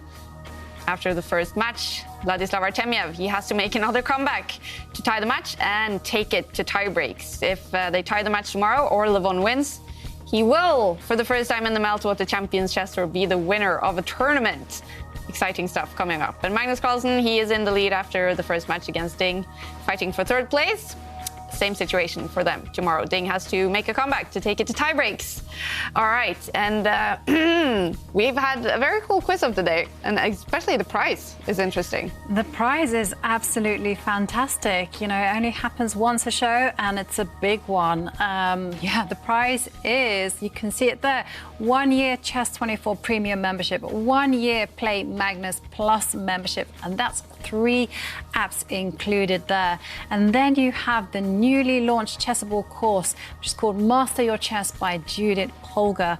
Wow, wow, wow. I mean, just incredible, just tools for learning and improving your game. And we asked, what is your favorite chess piece and why? And as always, you guys kept us entertained with your responses. Now, before we announce the lucky winner of today's incredible prize, we do have 3 honorable mentions. And the first one comes from Avind US, who says their favorite chess piece is the pawn. It is a great analogy for life, going one step at a time through different obstacles with the potential to transform into something greater. So who knew? A chess pawn could be quite inspirational. Yeah. And a nice answer from Nishi, who said that they visited a chess piece manufacturer and found out that it takes 11 hours to handcraft a knight to perfection, but only 8 seconds for him to, or her, to blunder. Definitely a creative piece indeed. And then David says that their favorite chess piece is the patient bishop, which waits in the back ranks and exploits its power later in the game. And they've been really inspired by David Howell's commentary of the tour, which made them discover the beauty of strategic chess. And that's why I didn't write that one myself. I didn't pay him to write that. And today's lucky winner of the absolutely fantastic prize we have up for grabs, that goes to Devansh Bhushan, who says the knight is their favorite piece in the game. It is so tricky with the forks. It is ready to jump over other pieces to attack the opponent king. Also, it also gives the opponent nightmares, in the words of David. All right, cool. Cool answer. And, well, David, I know your favorite piece maybe is not the pawn. We have challenged you throughout this tournament. Well, we did one day. Oh, dear. Yeah, we did the pawn push-up challenge. You said yes to it. And I know someone has actually counted the number of times you have said pawns one of the days here. And we'll see the result of that tomorrow. Wow. And actually, Kaya, I do have a surprise of my own for both of you, Kaya and Jovanka. You mentioned the pawn push-up challenge. We've had so many challenges in the past before. I've been doing a secret challenge this tournament throughout the show. And I was challenged by our good friend Askild to insert as many song titles or song lyrics into the commentary as possible without the two of you noticing, hopefully. I have noticed. You've noticed a couple of them. Ah. Done. But just a couple. Just a couple, yeah. And we have prepared a special video for you, so let's take a look. Oh, no. Even though you have been surprised, you've got to have faith. One night in Bangkok. Yeah. Look at the clock situation as well. It doesn't matter if you're black or white. No London calling yesterday. Yeah. What you going to do when they come for you? They need to. Wow. Plays this He's move. done it. He knows his stuff. There's something in the air tonight. This is some gangster chess right now. I mean, yeah, this is gangster paradise with just time after time play this exact same game. Yeah, it's all the small things, right? Yeah. And here I go again praising Anishigiri, but he plays it again. These players finding all the best moves time after time. All night long, you need to push those knights back. But for Dubov, yeah, don't stop believing. Just like I knew that one. Oh, what a night that is. Like, he might continue to do that. What a feeling for him if he qualifies. This is definitely a case of good knight versus bad bishop. Yeah. London calling, it is the London system. Yeah, give me everything. Take another pawn. Do you think if he could turn back time that Magnus would just choose a different opening? Yeah, that's life. You have to adjust. And I know that a lot of his fans, they say he has a heart of gold. Wesley was his kryptonite until recently. I mean, he's only on the edge of 17. Push that button, push the draw button. One fine day, one beautiful day. It is committing. It is a sin. He only had one shot. He did not miss his chance to blow him. It's under pressure from the black bishop, from the black queen as well. Under pressure. Under pressure. race. Yeah, ready, set, go. Cushion baby, one more time. Terrify the living daylights out of me. I like that one. Scare and terrify. Scarify. Got to celebrate these good times, and so just let it be. Let it stay on that square. Yeah, don't break this chain. Another one bites the dust, another pawn drops off there. It's coming home. Yeah, that pawn was born to run. I mean, that it's going to just fly up the board soon. Bruce Springsteen there.